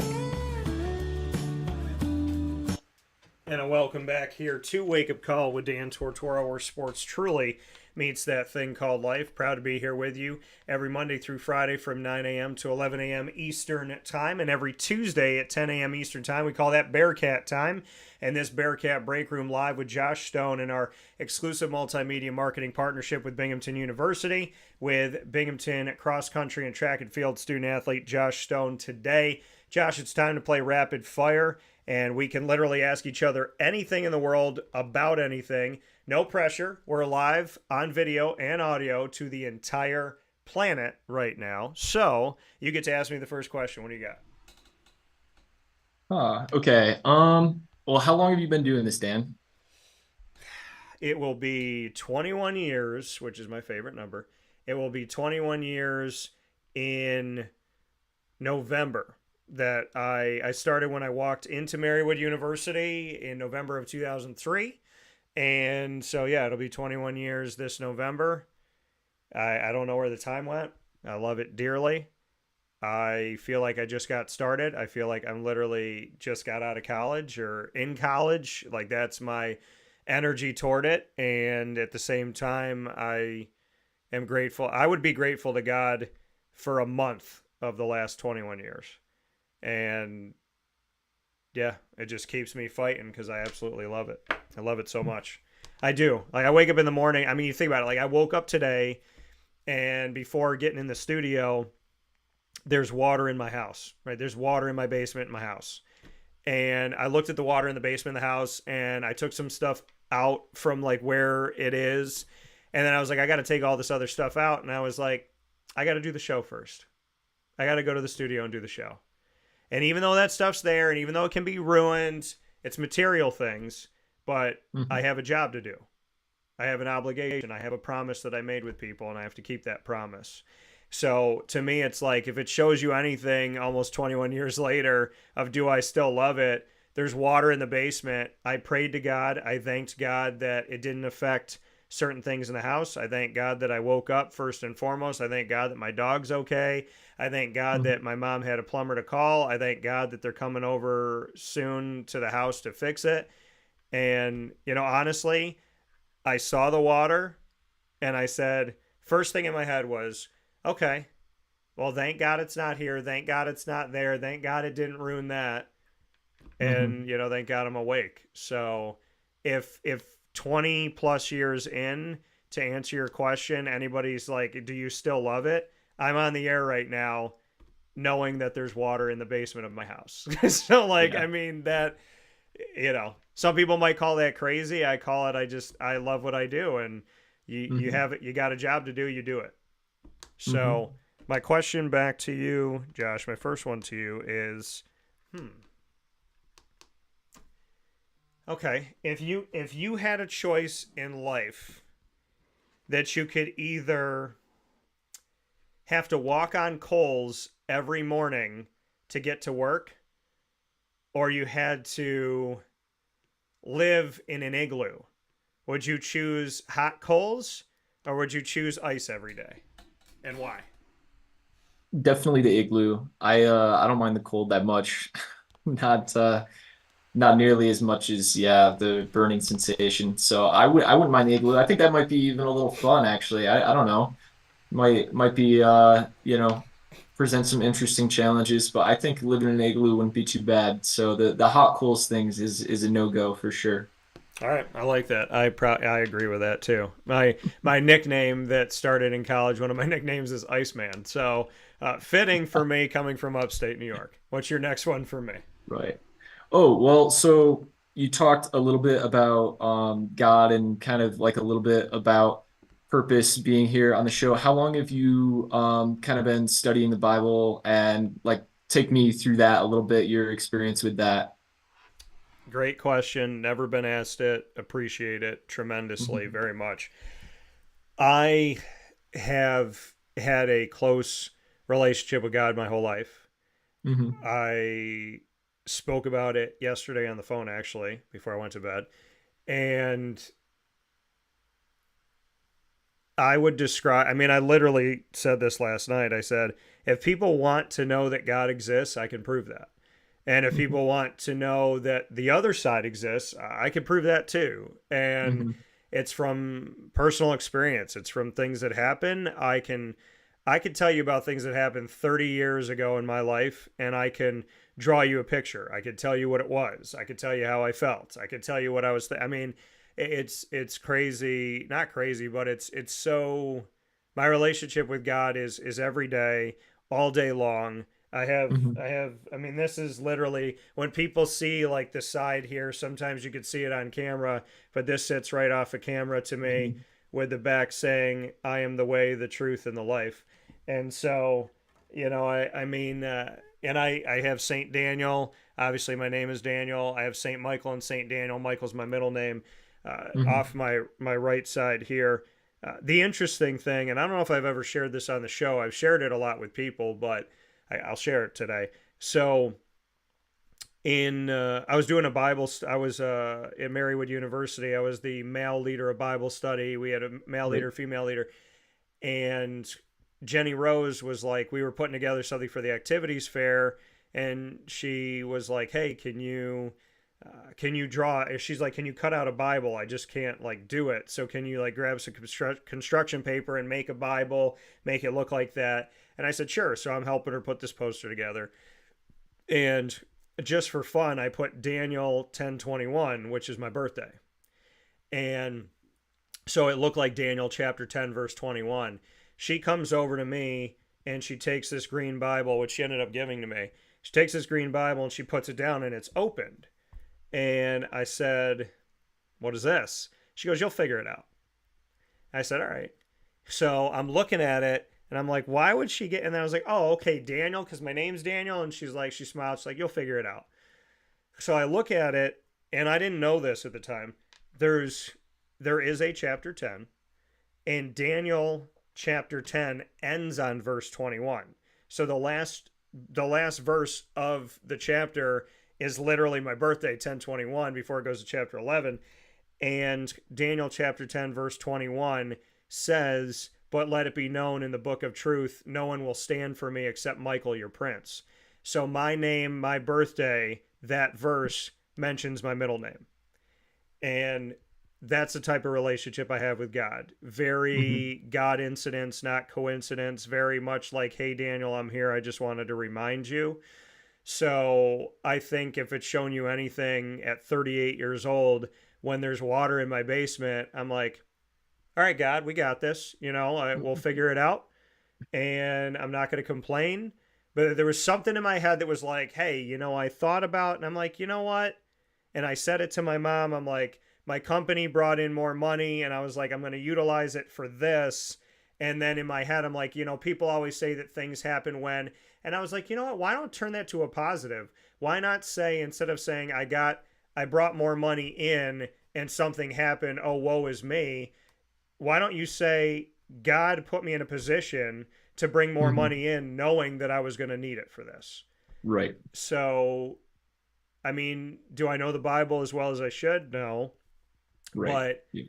I am interested in it. I do keep the Bible next to me and have Hmm. always had a relationship with God. Like I said, I keep the Bible next to my bed, and I've been doing this like random open up the Bible to a page and read.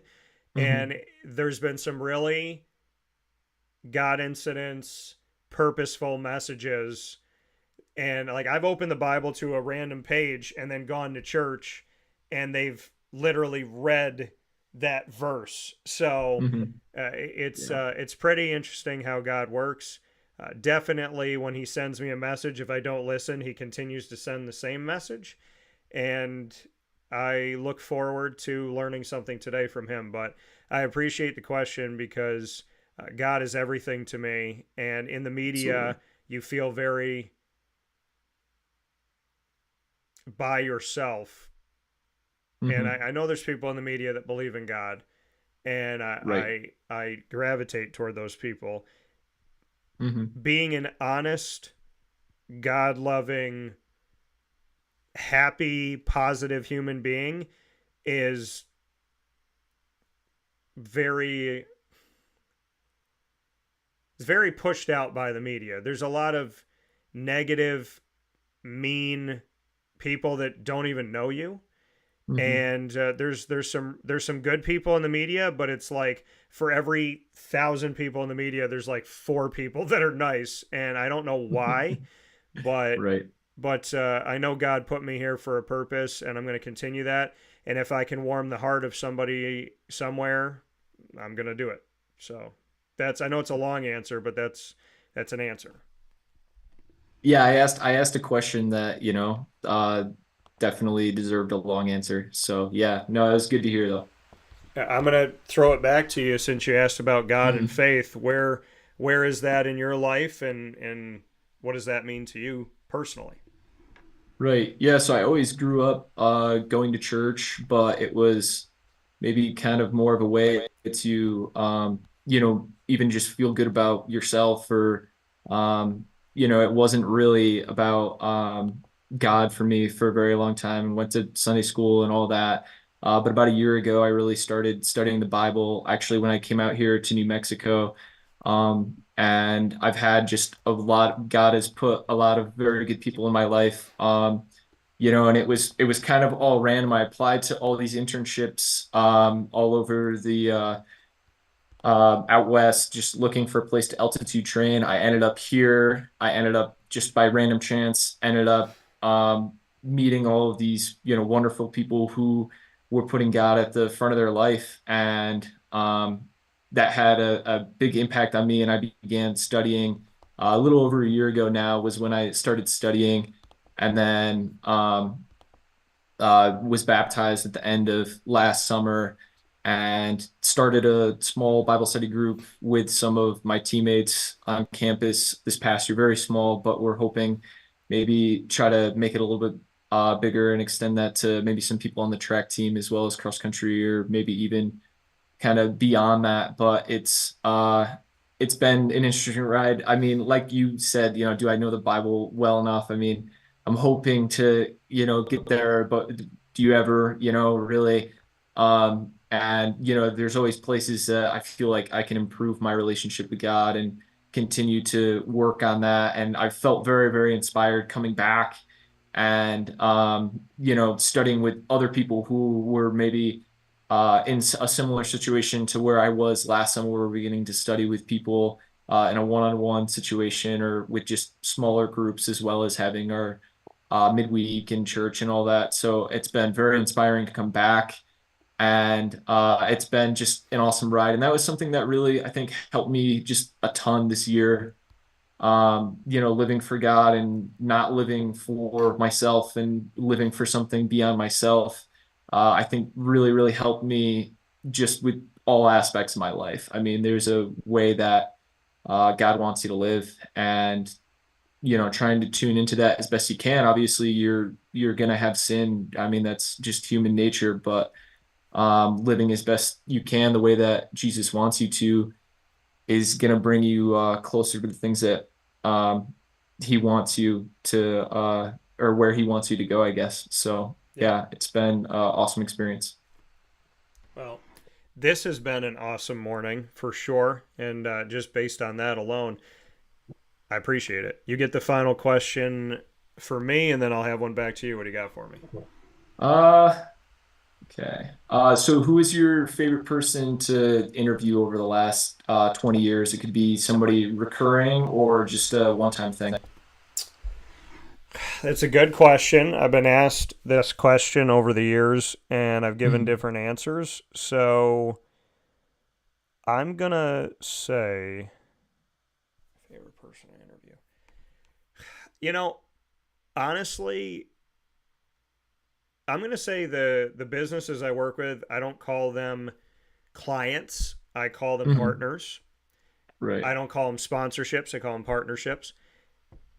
And what I mean by that is a sponsor hands you money one time and walks away. A Mhm. partner works with you through it all, the good, the bad, the ugly, the tough.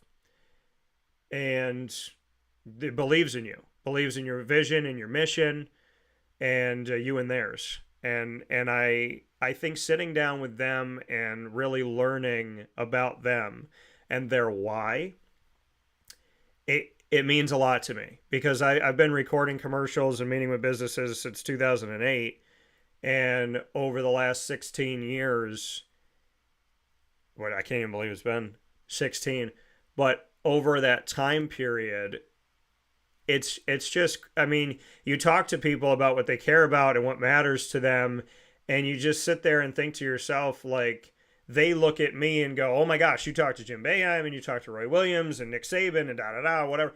And I look at them and I'm like, yeah, but you have a story to tell too. And I think when you sit, and really recently with Brian Bruno and talking with him about Servomation, and then talking with Renee about Brian's Landing, and we just officially brought them on yesterday.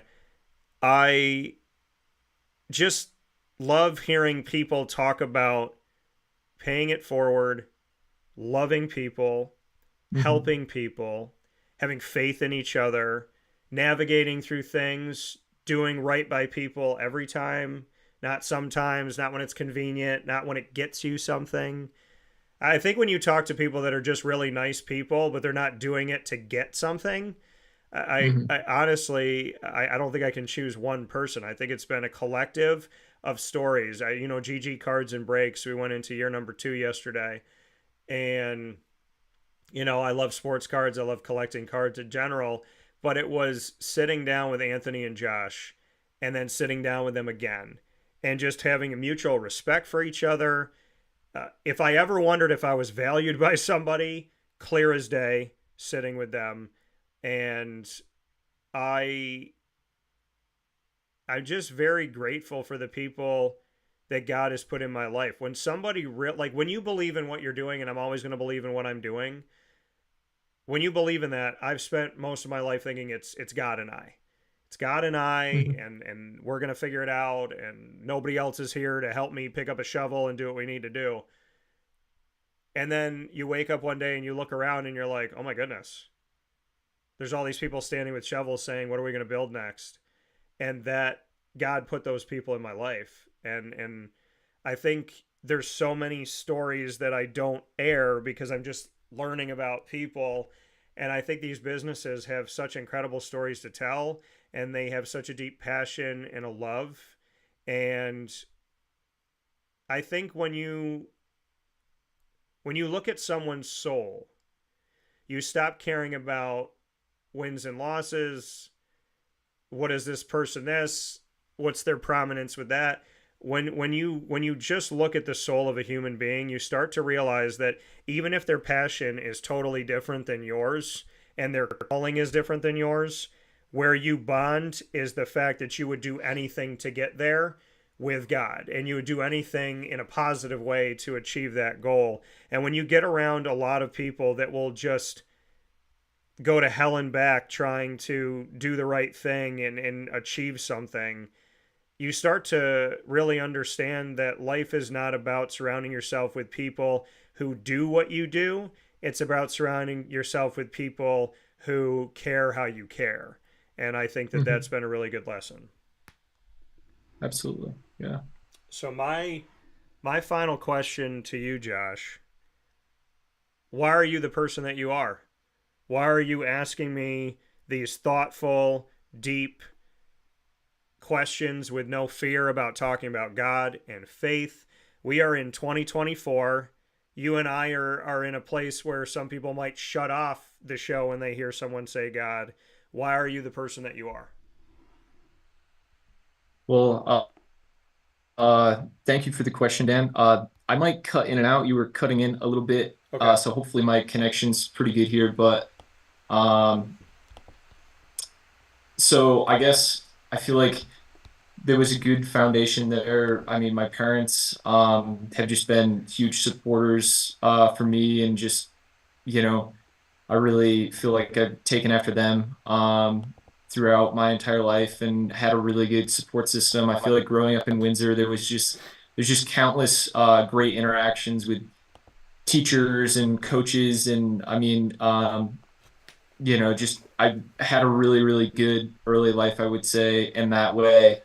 Um, as well as, I mean, I think the last year has been just really, really eye-opening for me, diving into the Bible and really making that a priority in my life, and learning a lot more about God and learning a lot more about how does He want you to live, and what questions would He want me to be asking today is kind of what I'm getting at. It's giving you an opportunity to share your faith with all your followers, and that's exactly what He would want me to do. And I mean, that's not something that I was consciously thinking about when I asked the question, but I guess thinking back on it, that would be, it's also something that I was genuinely interested in.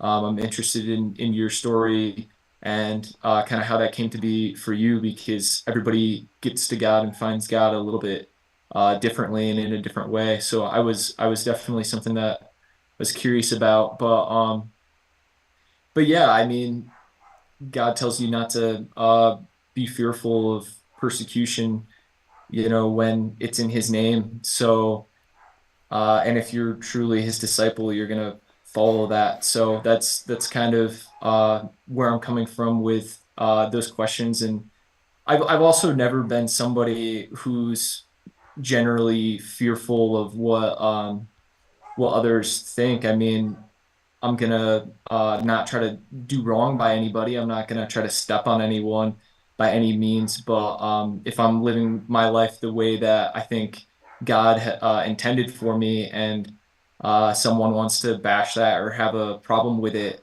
that's something that comes pretty naturally for me to just let that roll off the cheek a little bit. And try not to have any adverse reaction or say anything back to them, because that's what He would want. But yeah, that's kind of my answer, I guess. Again, something that came up yesterday is coming up today when, Mhm. the statement by God, the reality of, if you deny God before the world, God will deny you before, if you deny God before the world, Jesus will deny you before His Father. And I mean, there's a lot of truth to that, right? There's a lot Mhm. of truth to that. And I think that we, you can't be afraid to do the right thing. And Mhm. if you are afraid to do the right thing, you got to find a way to be courageous in the face of it. And, I always think on the other side of fear is a blessing. The notion of the devil standing in front of you going, "Oh no, you don't want to look down that. You don't want to look around me." And God's literally Mhm. like standing there with a gift in His hand, because that fear keeps most people from just looking a little bit farther. They tell people all the time, like, you're running a race and something inside of you is like, I can't. And if that person stops and then they like just look, and it's like the finish line was right there. It was Mhm. literally right there. You felt like you couldn't do it this whole way, all these miles, and there's the end line, there's the tape, there's the finish line. And so, they say most people, when they decide to stop doing something, it's right before that moment that they had to get to. And just for people to know, if you I can't say the word because it makes me legitimately physically want to throw up. I can't say that Q word about stopping doing something, that four-letter Q word. But when people do that thing, just so you know, God will continue to bring you back in that race, and He will continue to Mhm. bring you to that point until you cross that finish line. And I know that firsthand. So I will say, Josh, we started this conversation talking about cross country and track and field. We started it talking about the Olympics and, Mhm. shouting out Dan and Eric and Emily. And we end the Bearcat Breakroom talking about, in my opinion, the most important thing: anywhere, anytime, any place. So, Josh, I will definitely have you back because I got more questions to have here for you. But beyond everything, thank you for reminding me this morning, in front of adversity, in front of thoughts that can take me into a different place. Thank you for reminding me about God at the most perfect time on the most perfect day. So, God bless you and your family, Josh. And, I appreciate you. I really do. I know it's the first time we talked, but you've made one huge impression here on the show with me, and you touched my heart this morning. And if God's got me on this earth for another second, another hour, let it be in moments like this where I can truly feel closer to him and feel stronger in my faith. And I want you to know you did that today. So I appreciate that. Thank you, Dan. Yeah, thank you for having me. And we'll talk soon, okay? Absolutely. All right, take care. Have a good day. All right, have a good one. Bye-bye. See you. That coming from Josh Stone here on Wake Up Call with Dan Tortora, where sports truly meets that thing called life. We're going to take our final step aside today's broadcast. We'll be back after this to wrap up the show inside of the Heritage Hill Studios. Here's a message from Renee from Bryan's Landing, located on 6523 East Seneca Turnpike in Jamesville, New York. Open Tuesdays and Wednesdays for dinner, Thursday through Saturday for lunch and dinner, and Sundays for brunch. It's a lot like the way that my mom and dad ran their restaurant. We have put in place a lot of people that are family to us, very similar to how my dad hired people that were family to him. And then the tradition I'm carrying on is a lot of the items that are on our menu are my dad's. And he taught our chefs how to recreate his dishes. So I think that Tommy McInerney, who our executive chef is, to him it is an art. And I think that when he does create a dish, it's not just about making the food taste delicious, which is definitely our priority, but it's an art to him, and it's almost like his canvas on a plate where he just wants the colors to look great, and people love it because he takes pride in that. And Bryan and I appreciate that. We want it to obviously look good and taste good. I will tell you, when we opened up, it was 6 weeks before COVID. And what was amazing was the community, our friends and family stepped up, and everybody did takeout. Everybody supported us. Our hearts were just so filled. So to Bryan and I, obviously our friends come all the time, and we just have repeat customers in Jamesville, and I think people going to our previous restaurant in Green Lakes are making the trip to come to Bryan's Landing to support us. And I mean, I think we have great food and a great atmosphere. So it's very, very important to us. Head to Bryan's Landing, located on 6523 East Seneca Turnpike in Jamesville, New York, where memories have become recipes that are now meals to share with you. Tuesdays and Wednesdays for dinner, Thursday through Saturday for lunch and dinner, and on Sundays for brunch. And be sure to come out for live music Friday, Saturday, and Sunday.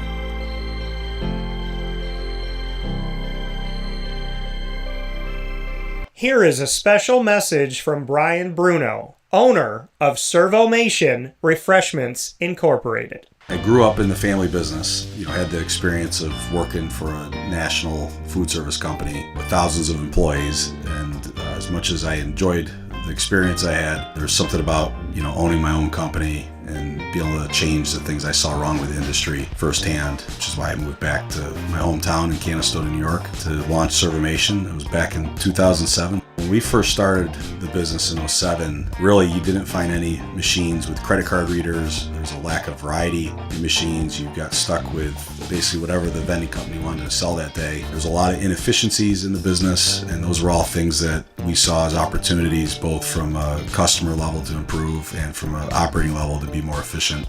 We've really been at the forefront of introducing retail technology into our space. We were doing self-checkout back in 2009 before it really became a national phenomenon. The whole point of it isn't to just improve the customer experience, it's to make it feel more like a retail environment where people don't have to be afraid of what they're buying behind glass. They don't have to be afraid of not being able to see the ingredients of the packages. It was an easy transaction from that standpoint. If we were to reinvent something, we wanted to make sure what we were making looked and felt more like a deli and not like something that you would traditionally see in a vending machine. I was tired of hearing for years the customers say the wheel of death because the vending machine would circle around with the same tuna salad in it. What we wanted to do was it really changed the perception of that food. So allowing customers to touch it, allowing customers to feel the weight of it, allowing customers to see the freshness of it, and also the variety of it really helps them change the perception and ultimately the value of what we bring to them. The point of differentiation you have to make is either in value or the quality. And I think on both of those fronts, Servamation has really, in large part, changed that value system for employees. So they no longer have to worry about bringing their food from home or having to leave their desk during the day and rush out to get back in time for their break to end. We're bringing something that they can count on in their break room every day, and they know it's going to be there, they know it's going to be fresh, and they don't have to worry about it being sold out or something that they don't enjoy. We've also heavily invested in flavored water machines, so you can get a glass of water with a fresh piece of fruit in it, along with bean-to-cup coffee machines. So there's not a day that goes by we're not surprised when we get customers that call us and say, we didn't know you could do all this. We're really lucky to have a strong group of dedicated employees. Most of our employees have been with us since inception. They're family to us, and people like doing business with people they like and trust. And I think the same thing goes for employees. In a day and an age where there's a lot of corporations that just look at an employee as a number and don't get to know them, that's just not the way I was raised or how I like to do business. So we're a little old-fashioned. We like getting close to our employees. We like knowing how we can help them. We like knowing how we can improve their lives, adjust their schedules, whatever it may be to help improve their quality of life. And we think in the end that makes for a happier employee. We're fortunate enough to have really grown over the last several years, and from Pennsylvania to Massachusetts to Connecticut, we really do have a strong connection, even though we're not in the rooms every day with these employees. There's not one single employee that we feel like we don't know, and certainly we know they can call us at any time, and they're definitely treated as family to us. I wake up every single day really excited to surprise our customers in a good way. The one thing I can tell you is I think that every one of our employees and every one of our customers will continue to be at the forefront of every decision we make.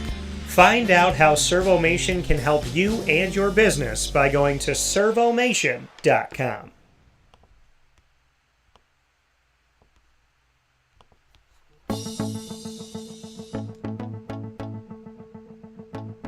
Avicolli's, located on the corner of Route 57 and Wetzel Road in Liverpool, New York, has been your trusted neighbor for decades. Located just steps from Liverpool High School, we're happy to have the Liverpool Warriors on-site, on-location broadcast at Avicolli's through Wake Up Call with Dan Tortora every single month, featuring student athletes, coaches, and administration throughout the year from Liverpool High School. Head out to Avicolli's today on the corner of Route 57 and Wetzel Road in Liverpool, New York, open Tuesday through Sunday for lunch, dinner, and drinks. We'd love to see you out there, and of course you can call them at 315-622-5100 for takeout, delivery, and catering. That's 315-622-5100, and also find them on myavicollis.com. That's myavicollis.com.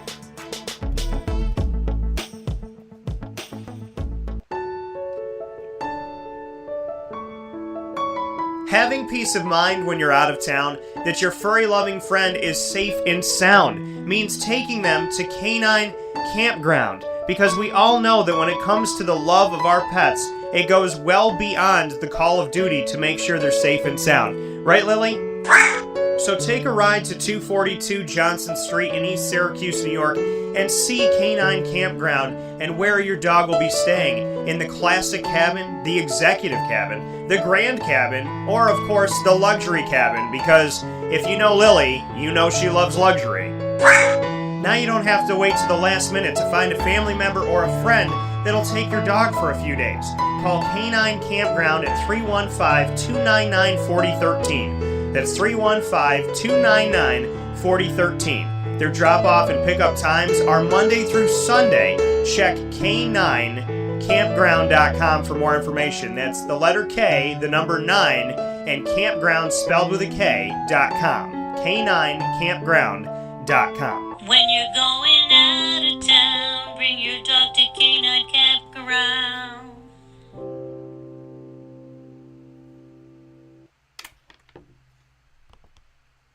Carvel DeWitt, it's what happy tastes like. Do you know why? Because we make ice cream. Creamy, rich, flavorful ice cream. Not yogurt or iced milk like some of our competitors. Ice cream. Fresh, by hand, daily. For the calorie conscious, we have something new for you. Our new Carvelite. Same great flavor, creaminess, and texture of our regular ice cream with only 35 calories an ounce. So whether you want an ice cream cake, flying saucer, dasher, carvalanche, hard or soft ice cream, we will satisfy your craving with our fresh, handmade regular or new Carvelite ice cream. Carvel DeWitt. It's what happy tastes like. The Wildcat Sports Pub in Camillus, New York is located on 3680 Milton Avenue in the Home Depot Plaza. It is your family-friendly sports bar and restaurant. Folks, some sports bars aren't family-friendly. Some family-friendly restaurants are not sports bars. The Wildcat Sports Pub in Camillus, New York is proud to be both. It is that marriage that you've been looking for years. The Wildcat Sports Pub is your home base for your sports bar and restaurant needs, games for the kids, indoor and outdoor activities, and enough things on the menu to come back every single week and get to try something new. They're open Sundays from noon to 8 p.m., Monday through Wednesday, 11 a.m. to 11 p.m., and Thursday through Saturday from 11 a.m. to midnight. For reservations and party information, call 315-487-2222 for the Wildcat family-friendly sports pub and restaurant.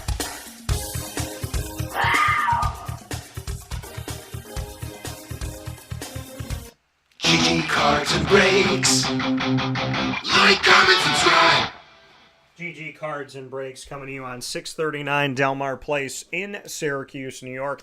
Open 7 days a week. They just got in a new shipment, folks, and you got to get yourself over to GG Cards and Breaks. I was there yesterday, and there is a lot that has come in. A lot of awesome stuff. Baseball has come in stock here. Football, basketball, and more. You got to get yourself to GG Cards and Breaks. Head over there today. 639 Delmar Place in Syracuse, New York. They are open 7 days a week. You'll find them Monday through Saturday from 10 a.m. to 6 p.m. and on Sundays from 10 to 5. And when I was there yesterday with Lily celebrating our 2-year anniversary, which officially was yesterday, July 1st, 2024, heading into year 2 with GG Cards and Breaks, celebrating 1 year and moving into year 2. Love working with GG Cards and Breaks. A big fan of the work that they do.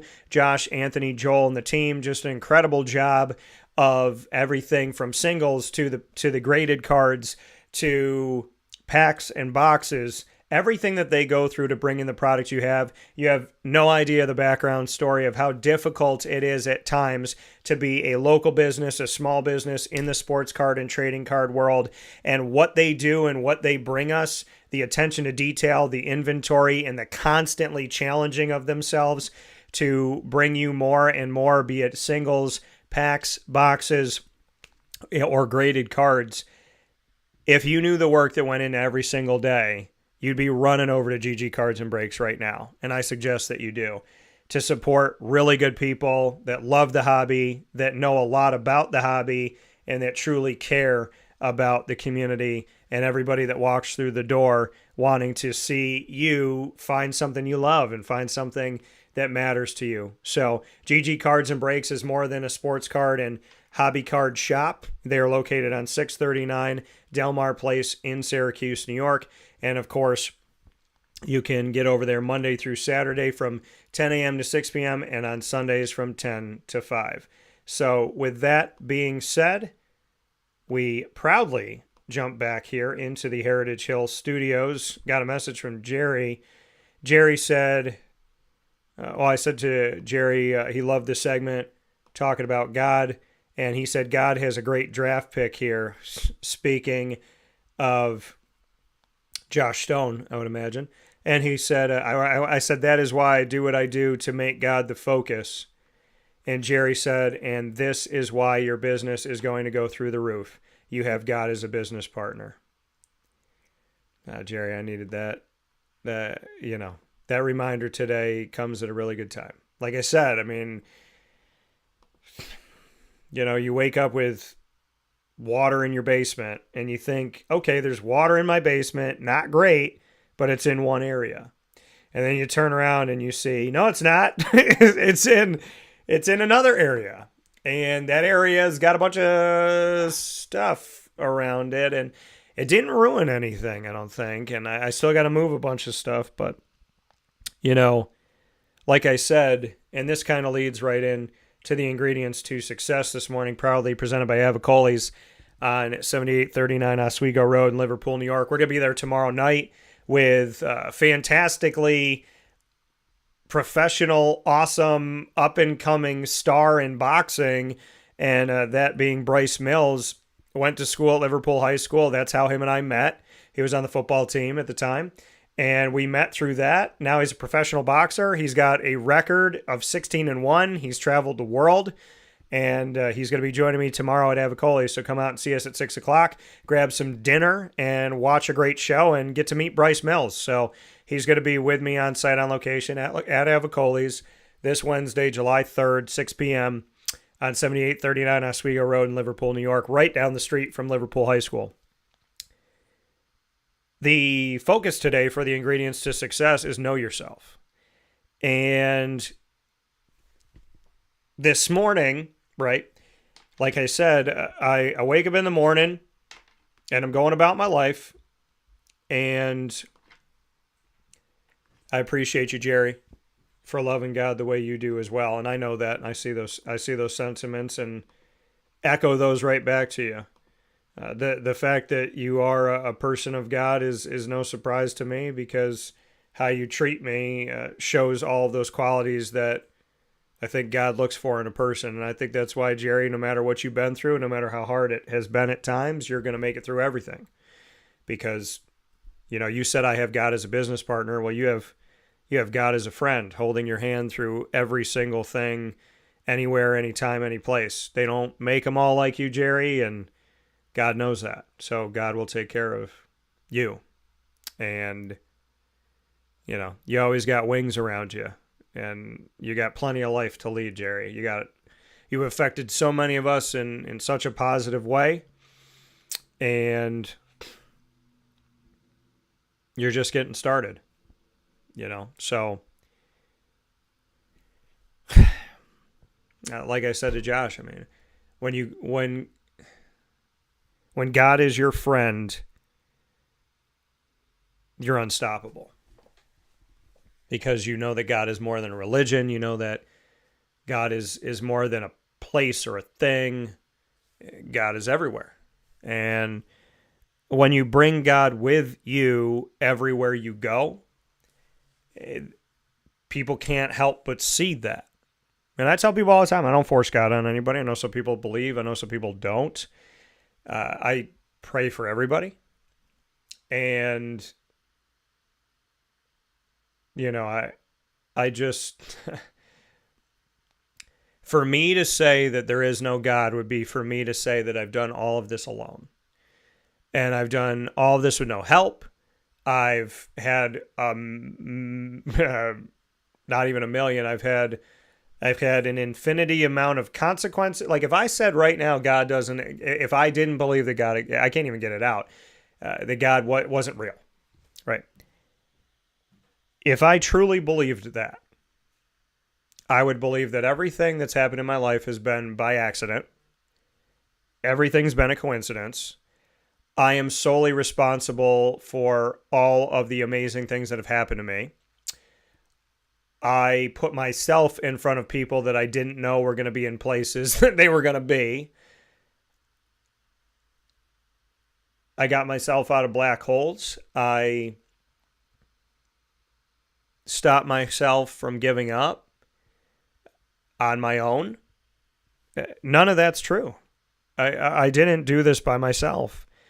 God is why I'm here. God is why I'm still here. And God is why I'm here in the beginning, but God is why I'm still here. I don't know myself if I don't know God. I don't know anything. I don't have a life. To me, how do I know that God exists? Because I'm standing. I'm alive. No matter what people say and do to me, I keep going. I am here 32 years after the death of my grandfathers, and I haven't given up. I've missed them for more than 3 decades. How do I know myself? I know myself because I know God. That's how I know me. I don't think that I say the name Dan Tortora and even know what that means if I don't have a God help me figure out who I am and who I want to be.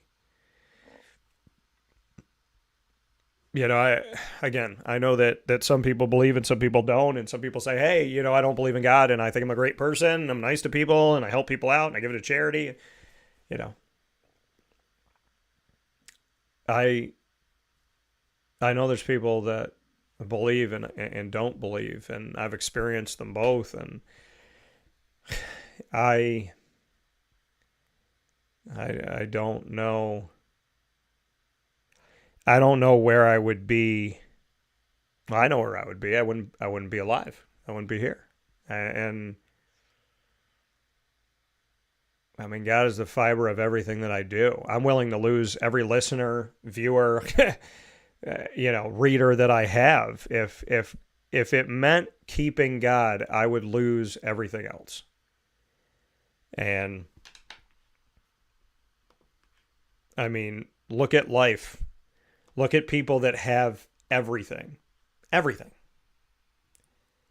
You know, and I've talked about this before. There's people that have committed suicide that have more money than they can count. They travel the world. They're at parties. They're at gala events. They win awards. Their name is known everywhere. And those people took their lives. Anthony Bourdain, Kate Spade, Robin Williams, Chris Farley. I mean, you look at these people have laughed at Robin Williams jokes for decades. People miss Chris Farley and miss Robin Williams to this day. Anthony Bourdain, you know, he would do something, then he would do something else, and he would do something else. And I felt like the longer he was alive, the more he was going to like make sure everybody knew who he was. Kate Spade, you hear about people wanting her products all the time. All the time. And, you know, I remember buying buying a Kate Spade purse and thinking to myself, like, this is high end. This is real deal stuff. This is no joke. You buy somebody a Kate Spade, you must be in a committed relationship, or you must love your mom or your grandma or whatever, because, you know, you don't just buy that stuff for any old person. And they're not here. And I pray to God they're in heaven now and that they're happy and they're safe and they've healed from whatever's hurt them. Money don't give you what you need, and the house doesn't give you what you need. I mean, things happen. Again, waking up this morning and finding water in my basement, how many reactions do you think there is to that? There's people that screaming, swearing. There's people that would say, if God exists, that wouldn't happen to me. Be people cursing God, people yelling, people calling up their parents, calling up their significant other. You wouldn't believe how tough my life is. I called my mom. I said, this is what I see. She said, here's the plumber to call. That was it. And I got on the show. And there was nothing inside of me that wasn't going to do the broadcast. If water had fallen on my devices that I utilize for this, I'd be sitting here with an air dryer so I could do the show. Nothing's going to stop me. I would have done it off my phone. You know, nothing is going to stop me from doing my show. And when you look at that, when you think about if you have something in your life that you love so dearly, right, and you care about so much, you know, when you know yourself, you know what matters to you. When you know yourself, you don't run by the mirror. You look at it, because there's a song, no matter how old I get, no matter what I'm going through, Man in the Mirror by Michael Jackson. I'm starting with the man in the mirror, right? I'm telling him to change his ways. And just talking about nothing could be any clearer. If you want to make the world a better place, take a look at yourself and make a change. You know, that we have to stop looking for everybody else to fix it, everybody else to do it. You know, I'm out here drowning. Why didn't somebody send me a life raft? Well, why are you out there drowning, wondering where somebody is? You know what I mean? If you're sitting there just floating in the water, do something about it. Start swimming somewhere. Well, I look in every direction and all I see is water. Okay, well, if you stay in this place, there's a really good chance that absolutely nothing's going to change.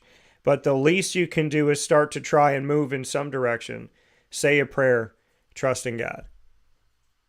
Like, I'm a firm believer that if you were in the Atlantic Ocean, right, and you said, I don't know what to do. There's water in every direction. I would literally say a prayer, say, God, guide me and guard me. Guide me toward you, guard me from what is not. I'd say, guide me in the direction you want me to swim. I would trust him. I'd close my eyes and I'd start swimming. And I believe that there would be a raft, there would be a helicopter, there would be a boat, there would be water somewhere. That's what I believe in.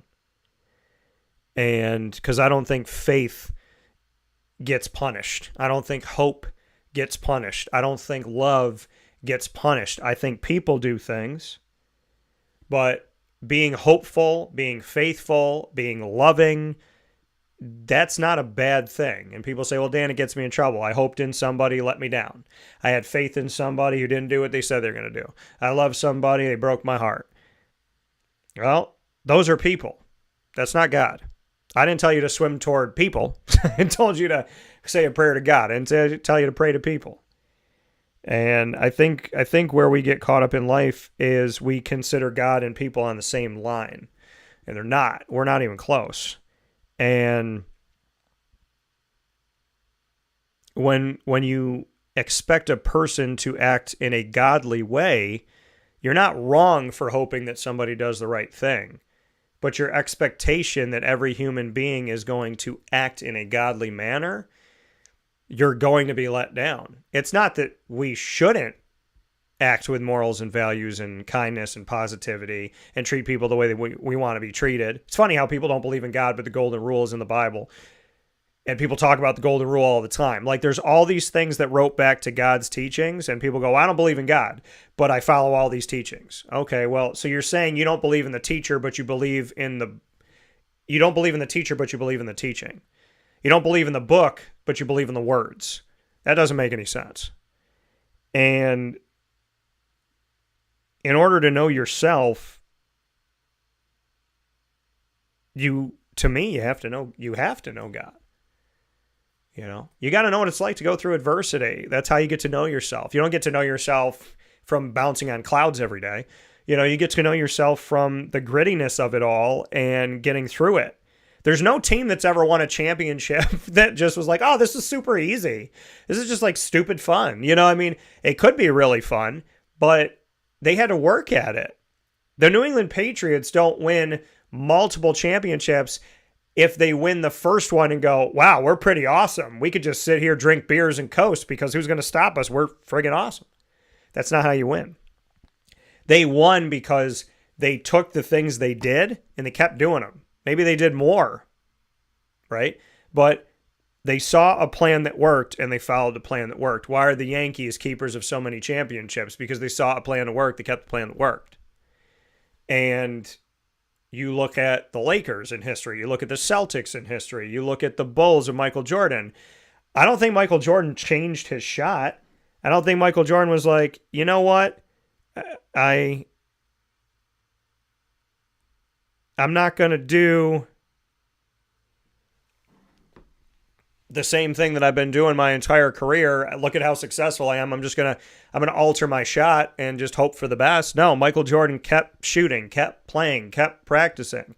And he missed shots. He missed game winners. He missed opportunities, but he never gave up. When you know who you are, you know what you fight for. You know what matters to you. And if you know what matters to you, you think about it, what people say all the time. If you don't stand for something, you can fall for anything. And that's really true. And I think we live in a society right now where a lot of people aren't standing for something. They don't know who they are, so they're falling for anything. The things that people will believe in today's society is insane. You can have a conversation with somebody that 2 years ago people would have thought was nuts.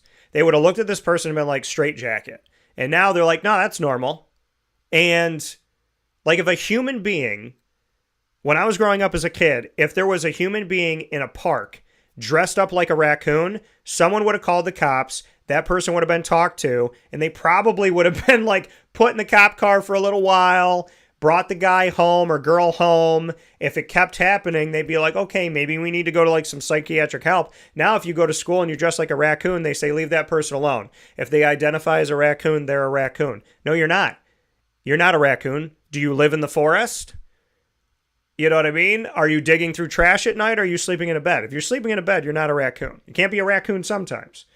And I don't think in the jungle a lion ever looks at a giraffe and goes, hey, I'm a giraffe. I'm going to hang out with you guys because I think I am, so now I'm going to be a giraffe. And then they just go do giraffe things. No, a lion is a lion, a giraffe is a giraffe. They know that. And when you don't know who you are, when you don't know your identity, you start to be manipulated and you start to have a distorted reality and you start to become a chameleon. And when you're around people, you talk like them, you act like them. Then you're around other people, you talk like them, you act like them. And before you know it, you have become such a chameleon to so many different people, you have no idea who you are. And if you don't know yourself, and this is, I call God my compass, if God is your director, you're never going to lose complete control of who you are. Because in the middle of a tornado, it is peaceful, right? They say in the eye of the tornado, there's peace. And that's important to know. That in the eye of chaos, there's still going to be that area of calm. And I think if you know who you are, if you have God in your life, no matter how crazy it gets, there's the reality that there's a calm somewhere inside of you, and it may be small at the time, but it will grow. Every storm passes. Tornadoes don't last forever. Hurricanes don't last forever. Monsoons don't last forever. Water in the basement don't last forever. And in order to withstand the hits and the blows that you take, you have to know who you are. And you can try to know who you are without God, and I know there's people I'm sure that do. But there's a quote right behind me in the studio that says, sometimes God calms the storm, other times he calms the sailor. And I can honestly tell you with every fiber of my being that no matter what storm I face today, I will never do that without God on the ship as my partner helping me steer this thing. Because I'm never going to know 100% of the time the right way to go. But somebody who's been down every path, down every road, who's created every canal, well, if they're behind my wheel, then I'm sure we'll figure it out. These have been the ingredients to success, proudly presented by the wonderful team at Avicolli's, 7839 Oswego Road in Liverpool, New York. Make sure that you have the opportunity to get out there and support local. Give yourself some time there. They're open Tuesday through Sunday, but starting July 15th, they're going to be open on Mondays. They'll be going to 7 days a week. Can't wait. Super excited about it. And love going to Avicolli's. Thank you all for supporting local. The food is fantastic. The service is great. John Fratto, the Avicolli family, many thanks to all of them and their hard work, dedication, and determination. You may not know who they are because they're running around and doing this, that, and the other, but behind the scenes, there's so much work being done, and I love seeing people that work. You know, you could be a manager, you could be an owner, you could be a GM, and when you're working with your people, that says so much about you. And it says that you understand true leadership. And John Fratto, he is on the line. I don't know if I've ever seen him with clean clothes because he's cooking, he's running, he's answering phones, he's shaking hands, he's in the dining room, he's on the casual side, he's outside, he's inside, he's making sure the flour bags are getting moved. People like that are people that you fight for. And that's why we partner with Avicolli's, because there's good people working their tail off to make sure that you have something to sit with and have to eat, on your table. That pizza might just be a pizza in a box to you, but to John Fratto and the team at Avicolli's, it's an opportunity for you to have a meal with people that you care about, and who knows what's going to be in that conversation. And that conversation could be the most memorable thing around a piece of pizza. So the next time you have a slice of pizza, remember that breaking bread with each other is truly a special thing, and choosing the people that you spend that time with is ever important and leads to the health of your life. Dave Pasiak, big thanks for him talking NBA free agency. Josh Stone, Binghamton University Bearcats men's cross country and track and field. Big time thanks to Josh, not just for talking about Binghamton University and for giving a shout out to Dan and Eric and Emily, but also to speak about his history, his family, and more than anything else, his relationship with God. Ingredients to success, knowing yourself, was today's topic, presented by Avicolli's. We will be there at Avicolli's tomorrow night, Wednesday, July 3rd, 6 p.m. Come out and see Bryce Mills, professional boxer who grew up right down the road from Avicolli's and went to Liverpool High School. Wake Up Call is with you worldwide, Monday through Friday from 9 a.m. to 11 a.m. Eastern Time. Of course, we gave you extra time today.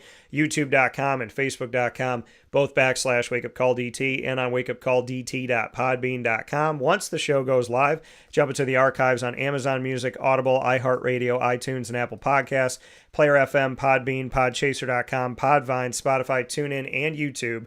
Search Wake Up Call with Dan Tortora, or one word, Wake Up Call DT. And a big thanks to our incredible partners in Central and Upstate New York: Carvel DeWitt, Heritage Hill Brewhouse, Heritage Hill North, the Wildcat Sports Pub, Avicolli's, Canine Camp Dog Daycare, Chick-fil-A Cicero and Chick-fil-A Clay, Canine Campground Dog Boarding, Brian's Landing, Ma and Pa's Kettle Corn and Popcorn Factory, Servomation Refreshments Incorporated, Mother's Cupboard, GG Cards and Brakes, Great Lakes Honda City, Pizza Man, and we are proud to be the exclusive multimedia marketing partner of your Lemoyne College Dolphins, Bryan and Stratton College of Syracuse Bobcats, and your Binghamton University Bearcats. You can find the Dolphins by going to youtube.com /WakeUpCallDT. Click subscribe, hit the notification bell, and find the Lemoyne playlist. You could stay on that YouTube channel, click subscribe, and hit the notification bell, and find the BSC Syracuse playlist for the Bobcats and the Binghamton University playlist for the Bearcats. You can also find Lemoyne, Bryan and Stratton, Syracuse, and Binghamton by going to WakeUpCallDT.com's homepage